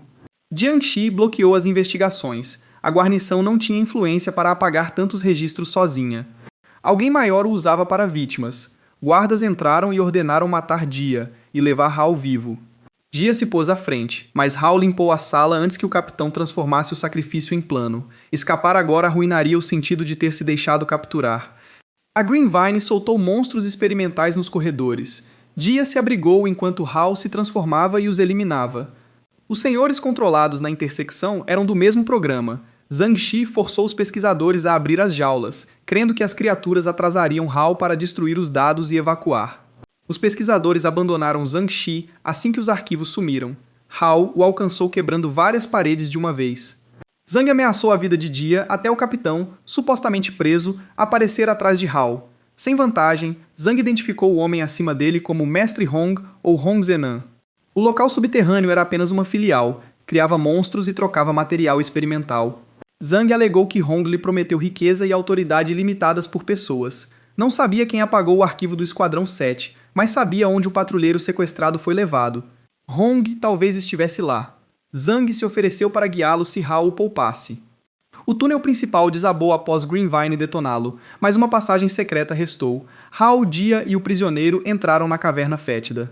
Zhang planejava levá-los a Liu Feng e fugir na luta. Hao sentiu uma presença forte à frente antes de ter a chance. Na filial abandonada, Song Hui se recuperou e se juntou a Jin Ying, Yeonji e o patrulheiro. Encontraram cápsula quebrada, monstros mortos e evidências, mas sem explicação de onde Hao tinha ido. Li Ti lembrou que Zhang Shi visitava a instalação Green Vine, Névoa Vermelha. Yeonji sugeriu esperar Yang Tse e a força principal que se movia para suprimir o motim. Song Hui recusou. Parar a rebelião não era prioridade com Hao desaparecido. Ela enviou o patrulheiro para Yangtze com Li Ti e levou os outros à instalação. Um guarda disse que nem forças especiais entravam sem autorização. Song Hui bateu a cabeça dele na parede e entrou. Liu Feng atacou Jin Ying antes de chegarem às salas inferiores. Yeonji bloqueou e foi jogada na parede junto. Song Hui o enfrentou, mas suas habilidades dependiam de equipamento e distância. No combate, o operativo classe B quebrou sua guarda e a atingiu 2 vezes. Liu Feng a agarrou pelo cabelo, comparando o esquadrão ao rato que espancou ontem. Song Hui disse que Hao jamais perderia para alguém como ele. O punho de Hao atingiu Liu Feng no rosto antes de responder. O agente voou na parede. Hao segurou Song Hui, e Jin Ying reclamou que o capitão era carregado como princesa e ninguém a tratava igual. Song Hui perguntou se Hao estava ferido. Ele perguntou o mesmo. Jin Ying exigiu que terminassem a reunião após o inimigo. Hao apontou para Jia e Zhang Shi, que emergiam do túnel secreto. Liu Feng atacou o traidor, mas Hao impediu o golpe. Zhang sabia demais para morrer antes do sangue fervente. Liu Feng liberou força sônica em ataques rápidos. Hao bloqueou, contra-atacou e o chutou na parede. Então o agente classe B começou a moldar lâminas de vento. Jin Ying se ofendeu ao ver um inimigo usando seu elemento. Zhang só o identificou como subordinado de Zhengen. Mesmo com ataques elementais, Liu Feng não dominou Hao. A diferença o fez engolir uma ampola com névoa vermelha. Sua velocidade saltou para um nível extremo. O aprimoramento consumia saúde e sanidade. Liu Feng empurrou Hao pela câmara, pronto para o fim. Jin Ying ativou a defesa tempestade, envolvendo Hao em vento e fortalecendo-o para o golpe. Liu liberou uma explosão como canhão de névoa vermelha. Hao parou e absorveu a energia. O reforço de Liu deu mais combustível a Hao a cada ataque. Hao o jogou no ar, com golpes, e explicou que a névoa vermelha não o salvaria, mas o acabaria. Liu caiu, pensando que monstro desafiara. Hao exigiu a localização de Hong. Jin Ying cutucou o inconsciente com um graveto e perguntou como ele responderia após Hao nocauteá-lo. Hong Zenan, lá de cima, via a luta no monitor. A derrota de Liu não o assustou. Hao era mais interessante. Hong mandou destruir os dados restantes e ativou um sistema de contenção. Uma criatura faminta abriu os olhos enquanto o cristal vermelho usado para atraí-la liberava energia. Zhang guiou sangue em chamas aos prisioneiros. Uma porta trancada os deteve, mas ele sentiu respiração humana e não quis arrombar sem saber a posição deles. Jin Ying conectou o computador e o abriu. Cápsulas de suporte vital enchiam a sala. Song Hui agarrou Zhang e exigiu saber quantas pessoas ele entregou. Ele insistiu que só transportava vítimas e nunca soube o que a videira verde fazia com elas. Jia encontrou a Shua numa das cápsulas. Preparou-se para arrombá-la. Jin Ying segurou a mão dele. O recipiente mantinha a Shua vivo. Quebrar o vidro sem equipamento especializado seria uma execução. Ela ligou para o centro técnico. Outra cápsula começou a piscar. O cristal vermelho dentro liberou uma névoa crescente, e a instalação tremeu. Liu Feng voltou com o corpo mutado. A ampola completou o processo que ele achava controlar. Song Hui viu a mesma transformação que levou seu tio. Hao identificou a cápsula de cristal como um chamariz que irradiava energia para monstros. Algo mais perigoso que Liu já se aproximava. Se chegasse à base, prisioneiros e provas seriam destruídos. Hao levou o chamariz para fora. Song Hui seguiu, enquanto os outros protegiam a sala de suporte. Hong observava de helicóptero, com uma bebida. Se Hao sobrevivesse à criatura que atraiu, seria mais valioso. Ele jogou o chamariz alto para afastar o Liu mutado do prédio. Um verme gigante, tipo serpente, irrompeu do chão e engoliu o sinal. Yang viu a criatura atacar o comboio militar que se aproximava. Ele ordenou ao patrulheiro levar reforços aos prisioneiros e foi sozinho. Hao atacou o gigante com garras. O ataque não arranhou sua pele. Song Hui pediu retirada. Hao recusou, pois a criatura seguia a isca. Se fugissem, ela voltaria ao depósito e apagaria tudo que acharam. Ele atacou sozinho e usou furtividade sombria para escalar o corpo até a cabeça. Hao enfiou as mãos num olho, mas o monstro o envolveu com a língua e o puxou para a boca. Song Hui cortou parte da língua com uma explosão eletromagnética e jogou Hao para longe. O ataque exauriu seu braço e a lembrou da dependência de guerreiros comuns em equipamentos de núcleo de besta. Hao era o único que ela conhecia capaz de liberar habilidades de monstro direto pelo corpo. Fogo cobriu o gigante. Yongxin havia chegado. Seus ataques de chamas de alto nível pareciam decisivos, até o monstro emergir sem danos sérios. Ele soltou uma cortina de fumaça e tunelou. Hao sentiu o movimento e arrastou Song Hui antes que a criatura irrompesse sob seus pés. Jin Ying e Yongji se juntaram a eles após reforços garantirem a sala de pesquisa. Yongxing reuniu a equipe e combinou suas chamas com o vento de Jin Ying, criando tornados de fogo que arrancaram as escamas do gigante. A carne danificada regenerou. Yongxing reconheceu uma habilidade de reviver raríssima. Todo o poder de monstro vinha de um núcleo, então a única solução era destruí-lo. Encontrá-lo num corpo tão grande era o problema. A criatura soltou outro ataque de fumaça. Jin Ying formou uma barreira de vento, mas não a segurou por muito tempo. Song Hui forçou energia elétrica pelos olhos e buscou no corpo do gigante. A técnica sobrecarregou seus sentidos, mas ela localizou um núcleo poderoso no lado esquerdo do abdômen antes de cair nos braços de Yonji. Yongxing moldou suas chamas num dragão e abriu um caminho pelo corpo. Jin Ying soprou vento na ferida, mas ataques comuns não quebraram a defesa do núcleo. Hao precisava de névoa vermelha. As lutas contra Liu e o gigante esvaziaram sua reserva, então a cápsula da isca rolou perto de seus pés, solta no ataque de Yongxing. Hao a estraçalhou e absorveu o cristal. A energia que entrava nele era bem mais concentrada que a névoa vermelha comum. Enquanto os outros eram repelidos, Hao reuniu tudo num projétil massivo e atirou pela abertura de Yangxing. Destroços se espalharam pelo núcleo. A explosão o destruiu. Hao ouviu Zhu chamá-lo. Ela correu até ele, exigiu saber onde estava e o abraçou. Hao pediu desculpas e perguntou como ela chegou à batalha. Zhu olhou em volta, sem reconhecer o local. A mão de Hao incendiou-se e o fogo se espalhou pelo corpo. Ele alertou Zhu para se afastar enquanto ela o procurava. Hao acordou no Instituto de Pesquisa Médica, chamando por ela. Yangxing estava ao lado da cama. Hao ficou inconsciente em estado crítico por 3 dias. O capitão o vigiava, caso seu novo poder se tornasse incontrolável. Hao percebeu, se ele se transformasse, Yangxing poderia ser quem o mataria. Encontrar Shu era mais urgente. Hao perguntou sobre a equipe e o monstro da base. Yangxing confirmou a recuperação de Song Hui e a morte da criatura. Jin Ying invadiu o quarto antes que ele pudesse perguntar. Ela examinou Hao, exigiu saber se a névoa concentrada mudara seu corpo e se ele ainda era Homo sapiens. Hao interrompeu a pesquisa e perguntou sobre Ashuo. O prisioneiro estava vivo, mas seu corpo continha muita energia vermelha. Não havia infecção, mas sua consciência não retornara. No suporte vital, Hao amaldiçoou Zhang Shi, exigindo saber o que a Greenvine estudava. Sangue Ardente, desta vez, obteve uma confissão. Não bastou para Hong. Zhang Shi admitiu gerenciar a filial Qixi, fornecer patrulheiros e cooperar com a Greenvine. A empresa negou todas as acusações. Sua declaração oficial alegava que a base subterrânea agira sem autorização e que nenhum líder Hong existia. Como a Greenvine ainda trabalhava com os militares, Sangue Ardente não podia investigar publicamente sem provas mais fortes que o testemunho de um comandante. Songleng reuniu Hao, Song Hui, Jin Ying, Yangxing e Jin Anxin para explicar. A vitória de Hao sobre o gigante atraiu a atenção da Aliança Seals e das autoridades que protegiam a Greenvine. Ele queria investigar em segredo. Em vez disso, ele se tornou o mais visível no conflito. Zhongliang perguntou o que faria a seguir. Hao pediu a opinião do chefe de gabinete. Liang o aconselhou a não agir como presa. Se facções poderosas já o caçavam, Burning Blood precisava de força para ser o caçador. Hao entendeu o recado. Liang queria sua força, e o uniforme militar faria de Hao uma peça no tabuleiro do chefe. Song Hui se opôs quando o pai falou em controle. Yangxing disse que o isolamento só deixaria Hao mais fácil de capturar. Por ora, a cooperação lhe dava acesso ao que mais queria, informações sobre Shu.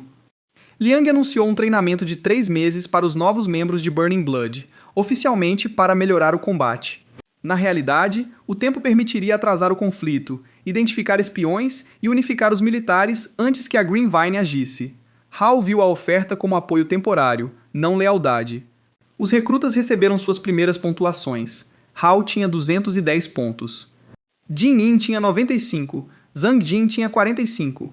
Um ponto valia 1000 moedas da aliança, ou seja, Hao ganhou 210 mil no primeiro mês. O salão não reagiu bem. Alguns lutadores se exauriram o mês todo por dezenas de pontos. Não creram que um novato ganhasse tanto. Boatos de que Hao matou um gigante os deixaram céticos. Se era tão forte, por que não foi promovido? Zhang Jin sugeriu que os instrutores manipularam a pontuação. Song Hui disse que Hao tinha força para esmagá-lo. Jin Ying foi menos formal e o mandou calar. Tang Yi se colocou entre eles. O capitão do 7º Esquadrão de Sangue, um guerreiro classe B experiente, confirmou que a pontuação de Hao foi oficial e se ofereceu para testá-la para todos. Dang Yi apostou 40 mil moedas da aliança numa luta. Os recrutas calcularam que isso pagaria um quarto e banheiro privados por 1 ano. Jin Ying mandou Hao aceitar e ofereceu-se para gastar o prêmio. Hao tinha outro motivo. As tentativas de Zhang Jin de miná-lo continuariam até que ele mostrasse a diferença. Hao aceitou o desafio.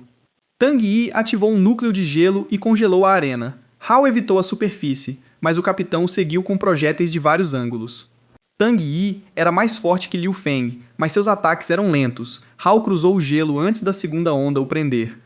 Dang Yi expandiu a área congelada com mais energia, mas Hao já estava perto para tocá-lo. Hao ativou a possessão de ossos de besta. Yang Xing parou a luta antes do golpe e o declarou vencedor. Tang Yi aceitou a derrota sem reclamar. Ele se virou para os recrutas e perguntou se alguém ainda questionava a pontuação. Ninguém se manifestou. Jin Yin celebrou suas 40.000 moedas. Song Hui a lembrou que Hao as ganhara. Jin Yin argumentou que o cuidado que ela deu a dava direito a uma parte. Zhang Jin viu a diferença entre ele e Hao se tornar pública. Ele decidiu que o treino normal não bastaria. Um mês depois, Song Liang recebeu um relatório de um orc atacando patrulhas em Xi'an. A análise identificou a criatura como seu irmão desaparecido, Song Zhao. Anshin estimou a chance de reverter a transformação em menos de 1%. A mutação da névoa vermelha mudava mente e corpo. A capacidade de Hao de preservar sua identidade era um milagre.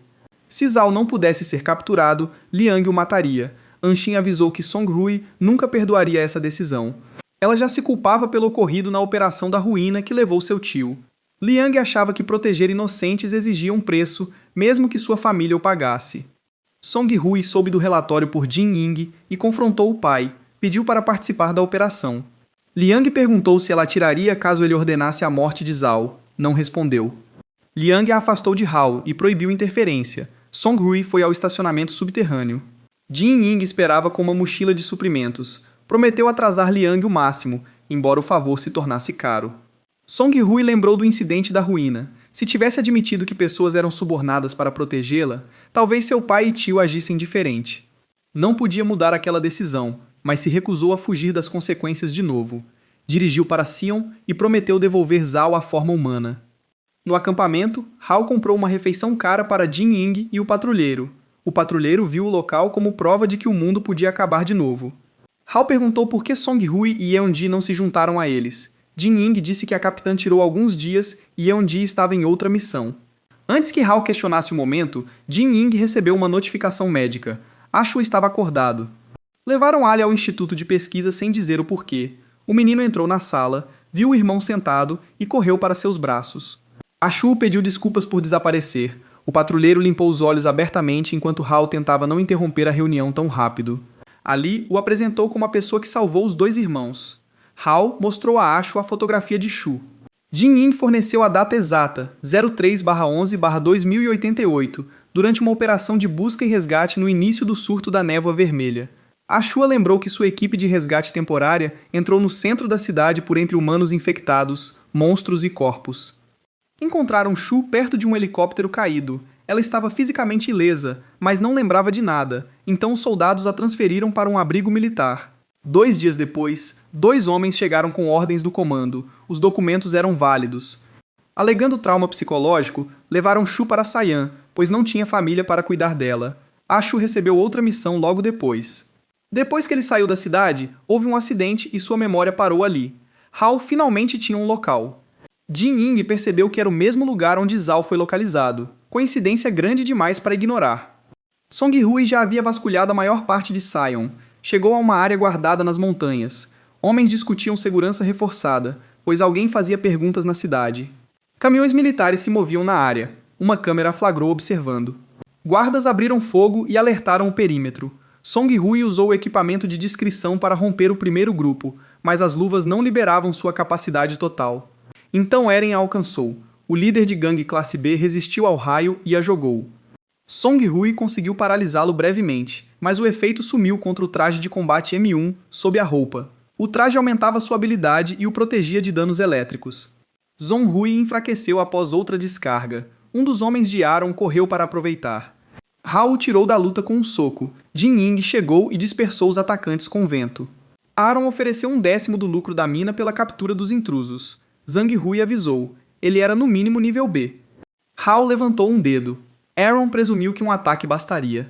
Hao o corrigiu. 1 segundo. O treinamento de Yang se melhorou seu tempo, e a vanglória se tornou real. Aaron caiu antes que seu traje o protegesse. O grupo recuou de moto, parando fora da área de busca. Jin Ying admitiu que Song Hui não tinha licença oficial. Ela havia escapado. Song Hui explicou o porquê. Zhao se transformou e desapareceu num incidente anterior. A criatura que ele se tornou era bem mais perigosa que Liu Feng mutado, mas abandoná-lo repetiria seu fracasso inicial. Ela admitiu o motivo oculto de recrutar Hal. Se a absorção dele removesse a infecção de Ali, talvez traria Zhao de volta. Hal entendeu o acordo que ela mencionou no telhado. Ele avisou que uma mutação avançada como a de Liu estava além do que tratara, mas tentaria. Song Hui cumpriu a promessa sobre Zhu, e ele faria o mesmo. Hal revelou por que ele e Jin Ying vieram a Saiyan. A Shu testemunhou que Shu estava lá 6 meses antes. O equipamento de Zhao, a gangue oculta e a transferência de Shu agora estavam na mesma cidade. Pararam de se esgueirar e atacaram as posições da gangue. Um fugitivo foi congelado antes do alarme. Tang Yi surgiu e se identificou antes do grupo o atacar. Song Liang o enviou para localizar Zhao e garantir a segurança dela. Soldados acampados nas montanhas não podiam avançar, pois uma criatura Lorde bloqueava a rota. Tang Yi pediu a Song Hui que voltasse e deixasse a missão aos profissionais. Ela recusou abandonar a pista do tio. Jin Ying declarou que eram amigos e ajudariam com a criatura. Tang Yi aceitou e ofereceu um caminho oculto nas montanhas, pedindo que voltassem após a missão. Hal perguntou se as equipes de busca acharam um laboratório. Tang Yi lembrou de um prédio de pesquisa abandonado na montanha, que batia com a descrição de Ashuo. Na entrada da caverna, Hal entregou a Song Hui uma arma embrulhada que estava no veículo de Jin Ying. Ele usou o núcleo da besta trovão e 150 mil pontos da aliança para aprimorá-la. Song Hui agradeceu. Jin Ying perguntou quando recompensariam quem arriscou a vida pelo presente. Hal sugeriu que sobrevivessem à caverna primeiro. Lá dentro, o analisador de Jin Ying achou energia caótica. Uma cascavel camuflada atacou das rochas, lançando veneno nela. Tang Yi se meteu com uma barreira de gelo. Veneno atingiu seu ombro após a defesa rachar. Ele disse que a criatura soberana ferira seu esquadrão e que, envenenado, não ajudaria. Hal atacou em seu lugar. Ele correu pela serpente, suprimindo-a com garras. 2 monstros surgiram, um minotauro em chamas e um lagarto blindado, ambos supremos. Eren apareceu acima do vale, controlando-os. Obedeciam com mais precisão que as feras de Kishi. Tang Yi se desculpou por pôr o grupo em perigo. Ele deterá a serpente enquanto os outros lutam contra os 2 supremos. Prometeu que todos voltariam seguros. Song Hui escolheu uma criatura e sacou a arma melhorada. Hal e Jin Ying pegaram a outra. Tang Yi congelou a serpente com a Era do Gelo. Song Hui evitou o punho do Minotauro, sentiu a arma lidar com seu poder e atirou pela defesa. Hal atacou o lagarto escavador enquanto Jin Ying usava vento. Aaron, na cabeça do monstro, neutralizou os ataques dela. A dupla mudou a abordagem. Hal liberou energia, Jin Ying moldou o ar num redemoinho. O ataque combinado jogou Aaron da criatura. O monstro atirou sem controle. Hal agarrou o controlador e o jogou na energia da fera. Song Hui jogou o segundo supremo na parede e encarou a arma que a permitiu derrotá-lo sozinha. A serpente se libertou do gelo de Tang Yi. Hal e Song Hui se juntaram a ele e terminaram a luta. Aaron tentou escapar. Sangue Ardente o capturou, exigindo saber por que as montanhas estavam seladas. Ele confessou que a gangue descobriu cristais vermelhos que retêm energia, mineravam o minério secretamente e o vendiam no mercado negro. Os militares não sabiam do depósito. Hal se importava mais com os monstros controlados e o equipamento militar? Aaron admitiu que uma organização externa fornecia os 2. Uma das feras mortas se levantou atrás deles. Aaron sacou uma arma contra Jin Ying. Tang Yi o alcançou e cortou vasos vitais. Aaron morreu antes de responder. Song Hui disse que Jin Ying poderia ter desviado. Tang Yi disse que agiu sem pensar. Um pequeno risco ao colega era demais para ele. A explicação soou protetora e eliminou o único que poderia identificar o fornecedor. Do penhasco, Shu observava a equipe militar. O cristal vermelho da mina suprimiu temporariamente a corrosão. Ela viu Hal. Memórias voltaram e ela caiu atrás das rochas. Zhu agarrou-a e sussurrou. O grupo seguiu para o instituto abandonado. Tang Yi não achou ninguém. Hal não confiou e checou cada sala, enquanto Jin Ying examinava o equipamento abandonado. Song Hui questionou Tang Yi sobre suas ordens.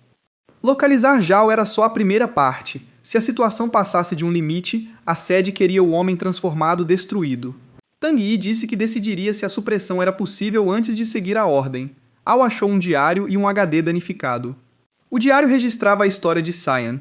Em 30 de abril, um deslizamento danificou um reservatório de névoa vermelha e infectou muitos. Em 3 de maio, uma operação militar de limpeza virou um massacre. Os infectados sobreviventes foram capturados para pesquisa de mutação. Depois, entradas descreveram minério vermelho na zona do deslizamento. O material absorvia a névoa vermelha, então os novos moradores concordaram em minerá-lo em segredo. Em 4 de junho, pesquisadores viram que os movimentos vinham de uma fera mutante gigante tentando escapar. O QG ordenou evacuação imediata, priorizando a proteção de uma pessoa. O sujeito alfa, uma garota, Jin Ying, reparou uma partição do disco rígido. O arquivo de Zhu apareceu. Registros mostravam força, resistência e indicadores mentais muito além dos limites humanos. Sua condição diferia dos Homens-Fera de outras pastas. Outro arquivo ligava a pesquisa ao sobrenome Hong. Jinping abriu fotos de Zhu ao lado de um monstro enorme, apontando. Tang Yi identificou a criatura como nível soberano e exigiu a data. Pela luz e sombras, a foto era de 3 meses antes, no Vale Ocidental. Ele saiu para montar a equipe. Assim que ele saiu, Hao examinou o dossiê. Se Hong Zenan experimentou em Zhu, Videira Verde ainda controlaria. O gigante das fotos era a melhor pista. Hao, Song Hui e Jin Ying se juntaram a Tang Yi no Vale Ocidental. A criatura estava atrás de rochas caídas, com sinais vitais fracos. As leituras subiram com a aproximação. O monstro abriu os olhos. Tang Yi ordenou formação defensiva, enquanto o gigante enchia o Vale de Fogo. Song Hui notou que mudava o ambiente, não um alvo direto. Jin Ying concluiu que ele queria tornar a área letal. A criatura não se recuperara, dando-lhes chance de interromper. Song Hui, Jin Ying e Hao atacaram. Vento abriu a rota. Song Hui atirou. Hao atacou com garras e projétil de energia vermelha. Recuaram. O gigante se soltou da rocha. Se fosse a cidade, Sion seria destruída. Tang Yi afastou os soldados e usou uma parede de gelo para bloquear o sopro do monstro. Jin Ying elogiou a defesa, enquanto Hao se perguntava por que alguém capaz de parar aquele ataque permitiu que o veneno o atingisse antes. O gigante rompeu antes que ele pudesse investigar. Song Hui e Jin Ying atacaram à distância. O monstro desviou e, com a cauda, jogou Hao na parede. Um terceiro olho se abriu em sua testa. Sinais vitais saltavam ao ativar o olho, depois enfraqueciam. Presa por meses sob a rocha, a criatura tinha danos internos e não mantinha seu estado mais forte por muito tempo. Zhongru identificou o terceiro olho como provável ponto fraco. O primeiro ataque falhou, pois o monstro liberou cristais para neutralizar os projéteis.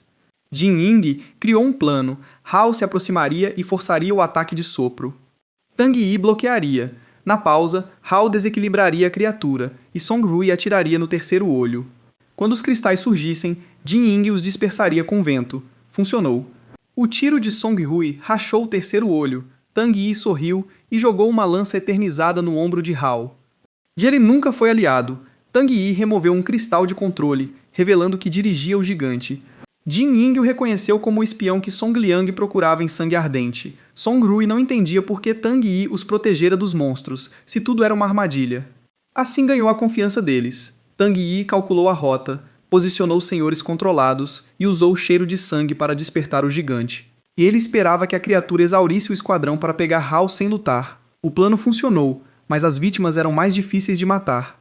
Hao perguntou o que Videira Verde queria. Tang Yi prometeu que a resposta seria óbvia ao se juntar a eles. O gigante começou a expelir lava. Sinais vitais flutuaram, pois o cristal de controle o forçava a sacrificar a vida num ataque final. Hao disse a Song Hui e Jin Ying para conter o monstro enquanto eliminava o controlador. Fizeram-no prometer que voltaria vivo. Tang Yi afirmou que a Força B era só parte do que podia fazer. Hao já gastara a energia contra o gigante e ainda tinha a lança de gelo no ombro. Tratar só os encurralaria com Tang Yi e o monstro. Hao atacou. Tang Yi encheu o caminho de projéteis de gelo. Hao os desviou, encurtando a distância, aproveitando a energia que Tang Yi gastava para controlar o gigante. O espião o pegou, e os dois caíram do penhasco, atingiram o vale, se separaram, lutando por ar. Tang Yi zombou de Hao por escolher um duelo, pois mesmo ileso, ele lutaria contra um capitão veterano. O vento gelado abriu as feridas de Hao.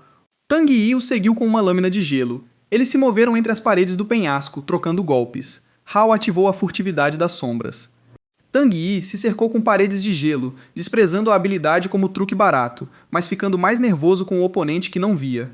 Hao apareceu atrás dele e desferiu o primeiro golpe limpo.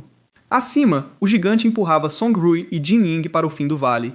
Jin Ying gritou que Hao precisava terminar rápido, pois a fuga havia desaparecido. Tang Yi formou 2 escudos ligados quando Hao liberou uma esfera de energia vermelha. O ataque o jogou contra a parede, mas a defesa resistiu. Tang jogou o projétil para o lado e zombou de Hao por esperar que um tiro tão fraco importasse. O ataque desviado explodiu no penhasco, causando um desmoronamento. Uma rocha caiu sobre Tang Yi. Ele a evitou, chamando a armadilha de óbvia. Evitar a rocha o pôs onde Hao queria. Hao cruzou a distância e atacou com veneno de abelha de ferro. Tang Yi tossiu sangue e caiu de joelhos quando a toxina atingiu seu coração. Hao avisou que mais poder aceleraria o veneno. Render-se era a única chance. Tang Yi recusou ser prisioneiro. Ele se identificou como membro da Força Central Videira Verde, ativou seu núcleo apesar do veneno e selou seu corpo no gelo. Morreu sem revelar mais nada. O gigante desabou assim que seu controlador sumiu. Hao voltou para Song Hui e Jin Ying, exausto, mas vivo. O alívio durou até ele explicar que Tang Yi levou todos os segredos. A lealdade dos membros da Green Vine era mais perigosa que a ganância de Zhang Shi.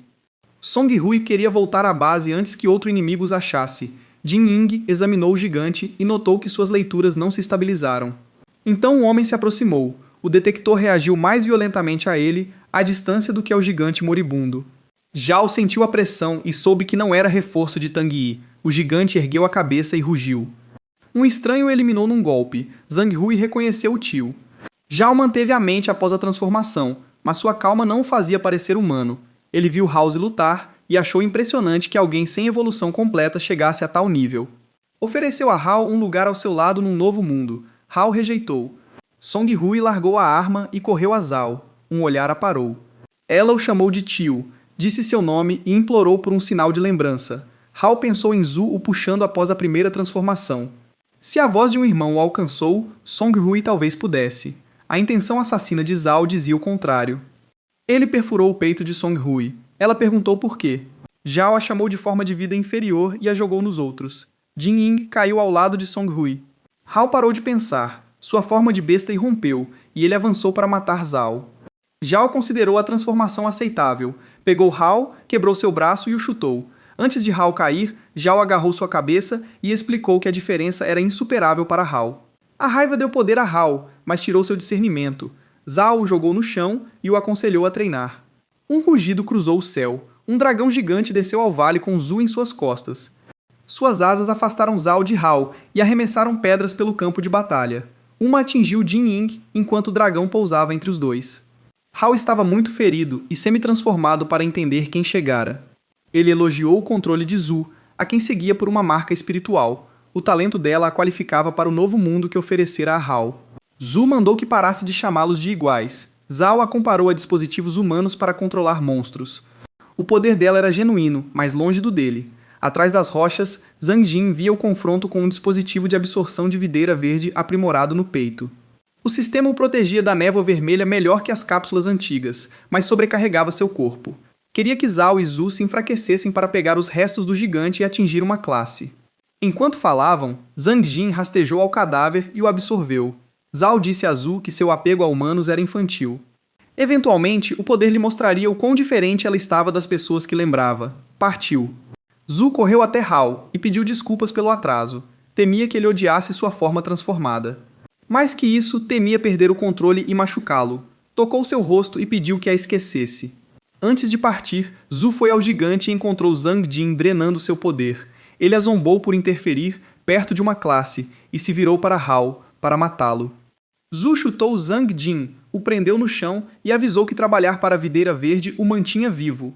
Se tocasse seu irmão de novo, ela o despedaçaria. Ela removeu o núcleo do gigante e o pôs na mão de Hao. Zhu subiu no dragão, olhou uma última vez e partiu com os seus. Hao acordou em outra cama médica, chamando-a. Jin Ying estava ao lado, chorando. Hao brincou que o centro médico era sua segunda casa, mas o humor sumiu ao lembrar de Song Hui. Jin Ying não soube como responder. Song Hui se foi. Seu corpo estava na sede, sem sinais vitais. Zhao destruiu o coração. A medicina não tinha o que reparar. Song Liang estava ao lado da filha, tão quieto que só as mãos cerradas revelavam o que sentia. Yang Xin sugeriu uma opção impossível, o núcleo regenerativo do dragão verme. Jin Anshan disse que implantá-lo no peito de Song Hui poderia reanimá-la. Havia chance de revivê-la, mas a de dar ao monstro um corpo humano era maior. Liang aceitou as consequências e ordenou o transplante. Os pesquisadores puseram o núcleo onde o coração de Song Hui estava. Mesmo pronto, Jin Anshan deu uma última chance de parar. Liang ativou. Em sua consciência, Song-Hui sentiu apenas frio e confusão.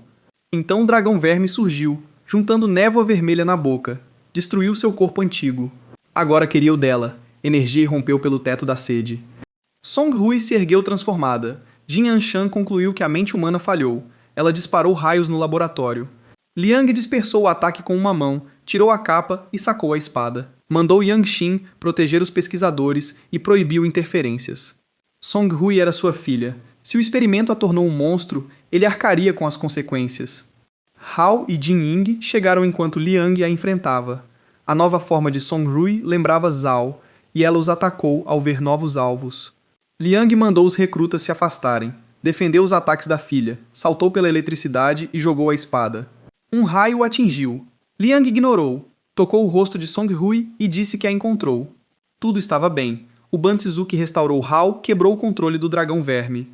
Song-Hui voltou à forma humana. Pai e filha caíram, e ela pediu desculpas até as palavras virarem lágrimas.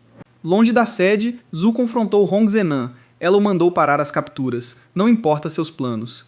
Hong alegou que o programa envolvia interesses da Green Vine e excedia sua autoridade. Zhu o mandou avisar a cúpula. Se alguém ferisse Hao, a empresa perderia mais do que ganharia com a pesquisa.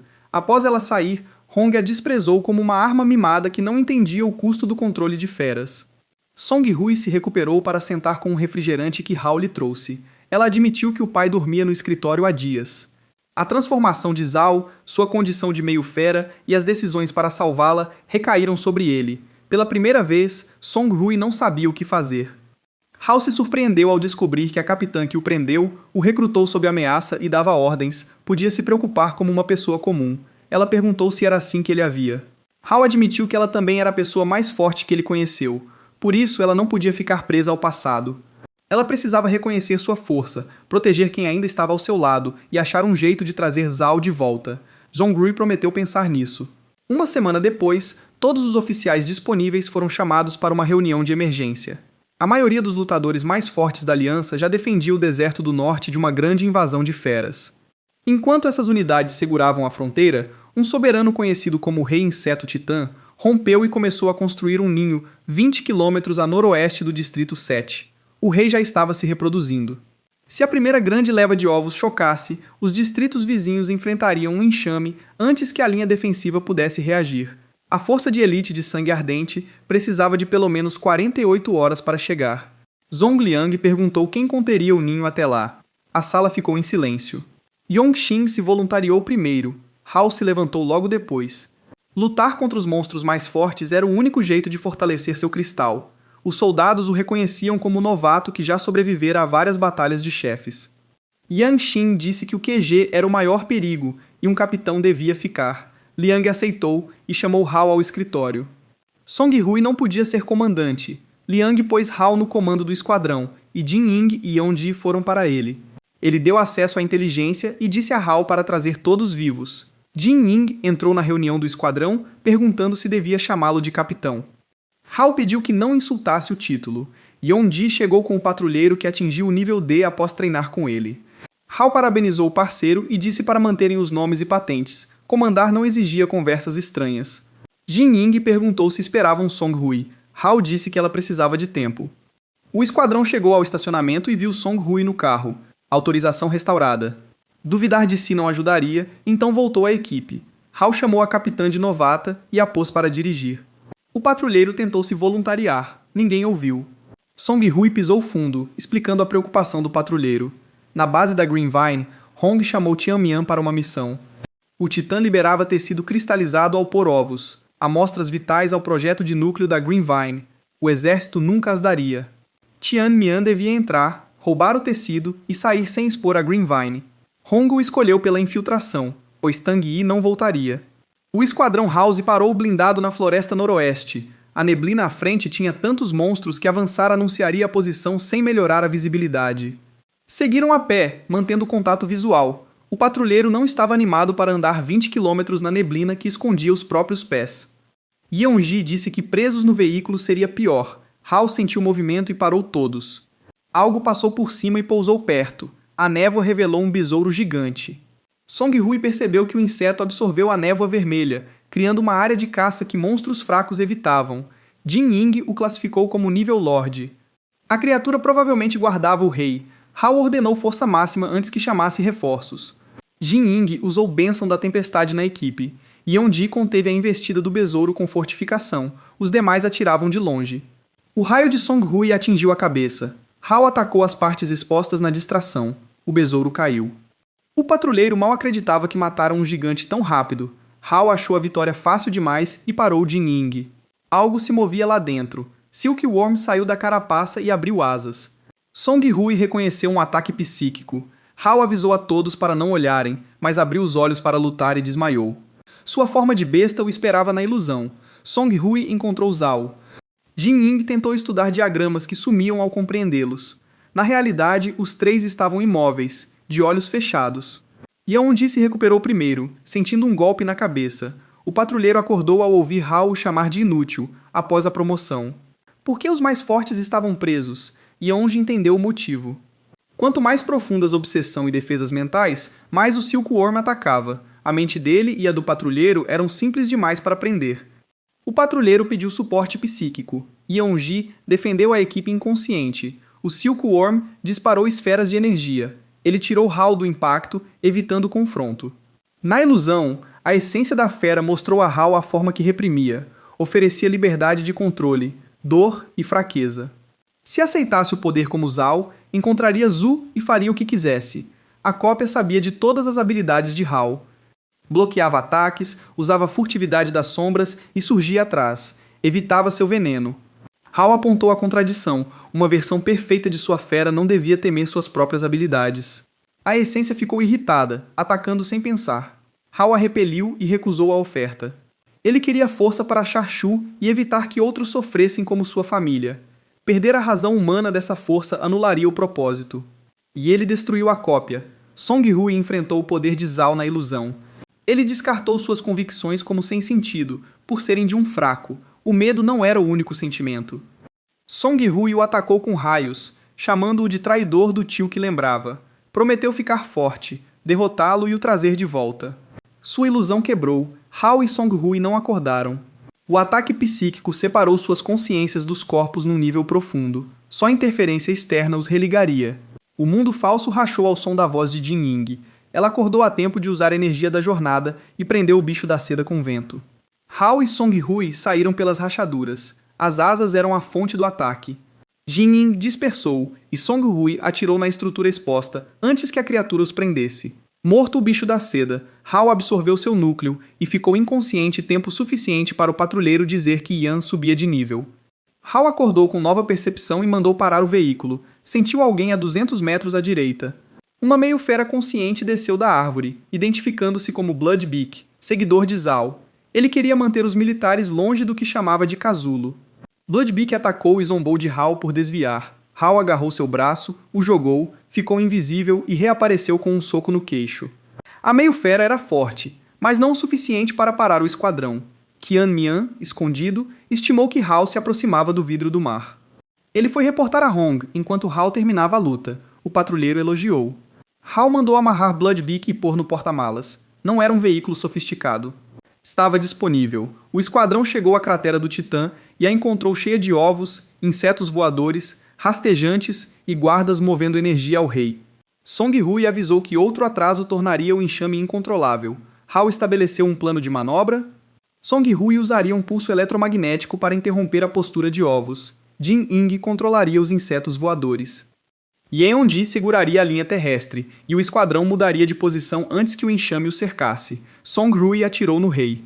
Ele gritou e convocou tudo na cratera. O vento de Jin Ying impediu que o enxame aéreo se aproximasse.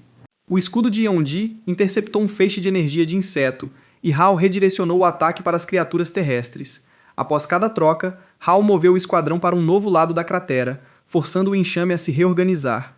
Eles repetiram o processo por 2 horas. Na terceira grande intervenção, Jin Ying exigiu saber quando o apoio chegaria. A sede prometeu que a guarda avançada estava perto, então o rei parou de botar ovos e entrou na luta. O enxame cercou o esquadrão exausto enquanto o Titã se movia acima deles. Song Liang chegou com a guarda avançada. Sua habilidade espacial de classe S dispersou os insetos e afastou partes do campo de batalha da equipe. Hao finalmente entendeu por que o poder de Liang se tornara lendário. Os reforços seguraram o enxame, enquanto Liang atacava o rei. Songrui viu o pai reunir outro ataque espacial e temeu que o corpo não aguentasse tão cedo após a luta com ela. O ataque engoliu o titã. Liang pousou cambaleante. Songrui correu até ele, mas Liang confirmou estar bem. O ataque visava criar uma barreira espacial para o rei. Aguentaria menos de 1 hora. Isso bastaria para a força principal. Um helicóptero pousou ao lado da cratera. Esperavam reforços. Hong Zenan saiu e agradeceu ao Sangue Ardente por enfraquecer o rei. Seu plano era atrair o titã à fronteira, deixar o exército lutar e coletar ovos e tecido. O material produziria remédio que suprimia a corrosão da névoa vermelha e permitiria à Videira Verde fabricar soldados com habilidades especiais. Jin Ying perguntou como tal benefício justificava expor distritos ao enxame. Hong considerou as baixas mínimas perto da tecnologia. Sua proposta oficial foi rejeitada como perigosa demais, então ele seguiu sem permissão. Depois, removeu o capuz da pessoa ao lado, Zhou. Hong disse a ela que os militares enviaram Hao para morrer contra uma ameaça S. Em troca de salvar o irmão, ela aceitou cooperar. Agora Zhu estendeu a mão para o titã. O rei atacou a barreira de Liang e todo o enxame respondeu ao seu comando. Hao tentou alcançá-la, mas os soldados de Hong o bloquearam e o removeram.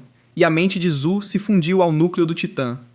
A barreira quebrou. Hong convidou a todos para ver o rei inseto se libertar enquanto o enxame atacava de todas as direções. Hao pediu a Liang uma brecha na formação. Ele precisava entrar no alcance do rei e acordar Zhu de dentro da conexão. Songrui e Jin Ying o agarraram e avisaram que a tentativa era praticamente um desejo de morte. Hao as empurrou. Shu era sua irmã, e se alguém ainda podia alcançá-la, era ele. Liang leu a resposta em seu rosto e ordenou que todos os soldados o cobrissem. Ele abriria uma rota pela retaguarda por 3 segundos. Foi o que Hao teve. Cruzou a barreira antes de fechar. Fora, Qian Mian apoiou o ataque da Videira Verde. Agulhas ocultas atingiram defensores enquanto Yeon-ji atacava o líder. Uma mulher ao lado de Hong liberou onda supressora e imobilizou soldados. Haiyumian foi para a rota de Hao. Songrui o bloqueou com raios. Ninguém interferiria com os irmãos. No enxame, Hao chegou a Zhu e a chamou. O titã atacou por seu comando, o forçando para baixo. Zhu segurou a cabeça e o mandou correr. Por um instante, percebeu o que fazia. A fome do rei voltou, e ela quis devorar o irmão que protegia. Hao não a deixou. No peito do titã, viu uma abertura e o núcleo da besta, a fusão de Zhu com o monstro. Quebrar a conexão era a saída. Hao avançou. Songrui viu sua intenção e gritou que era a morte certa. Ele socou a abertura, a alargou com as mãos e agarrou o núcleo. O cristal no peito absorvia direto do titã. A energia feriu o corpo de Hao. Zhu sentiu a mesma dor pela fusão. Até Qian Mian achou insano absorver direto de um núcleo supremo. O rei se engasgou com a névoa vermelha. Zhu sussurrou que tudo doía e o mundo escureceu. Hao subiu no monstro, alcançou a irmã e a mandou olhar para ele. Ele era o irmão dela, 6 meses a buscando. Não a deixaria na dor de novo. Zhu o reconheceu. Olhou para Hao em lágrimas enquanto ele tocava seu rosto, finalmente dando aos irmãos o reencontro negado desde o helicóptero. Então Hao perdeu a consciência. Zhu o pegou e o baixou em segurança. Quando ela se virou para Hong, cada guerreiro da Videira Verde recuou. Ele a usou e feriu Hao. Zhu formou esferas de energia e atacou. Qian Mian sobreviveu à explosão melhor que os soldados, enquanto Hong correu para o helicóptero. Névoa vermelha irrompeu atrás deles. Algo cruzou o campo e matou Qian Mian e outro guerreiro antes que pudessem reagir. Zhao surgiu da névoa, satisfeito que os obstáculos se reuniram e enfraqueceram os outros para ele. Culpou Liang por permitir que ele e Songrui entrassem nas ruínas que o mudaram. Liang aceitou a decisão como seu erro, mas recusou o caminho que Zhao escolheu. Zhao chamou a evolução de futuro. O poder o libertou dos limites da vida, e ele ofereceu a Zhu a mesma liberdade se ela abandonasse seu passado. Zhongrui implorou ao tio para resistir à névoa. Ele a ignorou e se preparou para agir. Liang tirou o casaco e perguntou a Shu se queria salvar Hao. Se sim, teriam que parar Zhao juntos.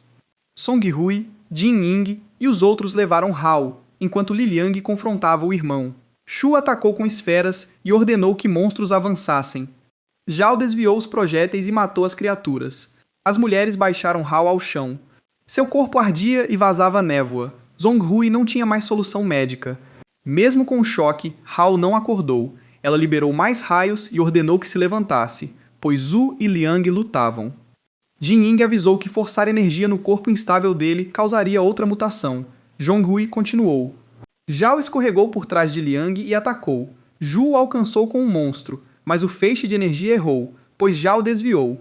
A tentativa custou muita força a Zhu. Seu controle incompleto fez Zhao perguntar se ela se renderia. Liang a ajudou a levantar. Combinaram o poder. Zhu formou um casulo enorme em volta de Zhao, enquanto Liang comprimia a energia espacial do lado oposto. Zhao enfrentou os dois ataques com as mãos. A explosão cobriu a cratera. Ao clarear, Liang caiu de joelhos. Zhao se aproximou e disse que a batalha acabou. Atrás, a névoa vermelha em volta de Hao engrossou. O corpo dele explodiu em chamas, e uma coluna carmesim gigante subiu ao céu.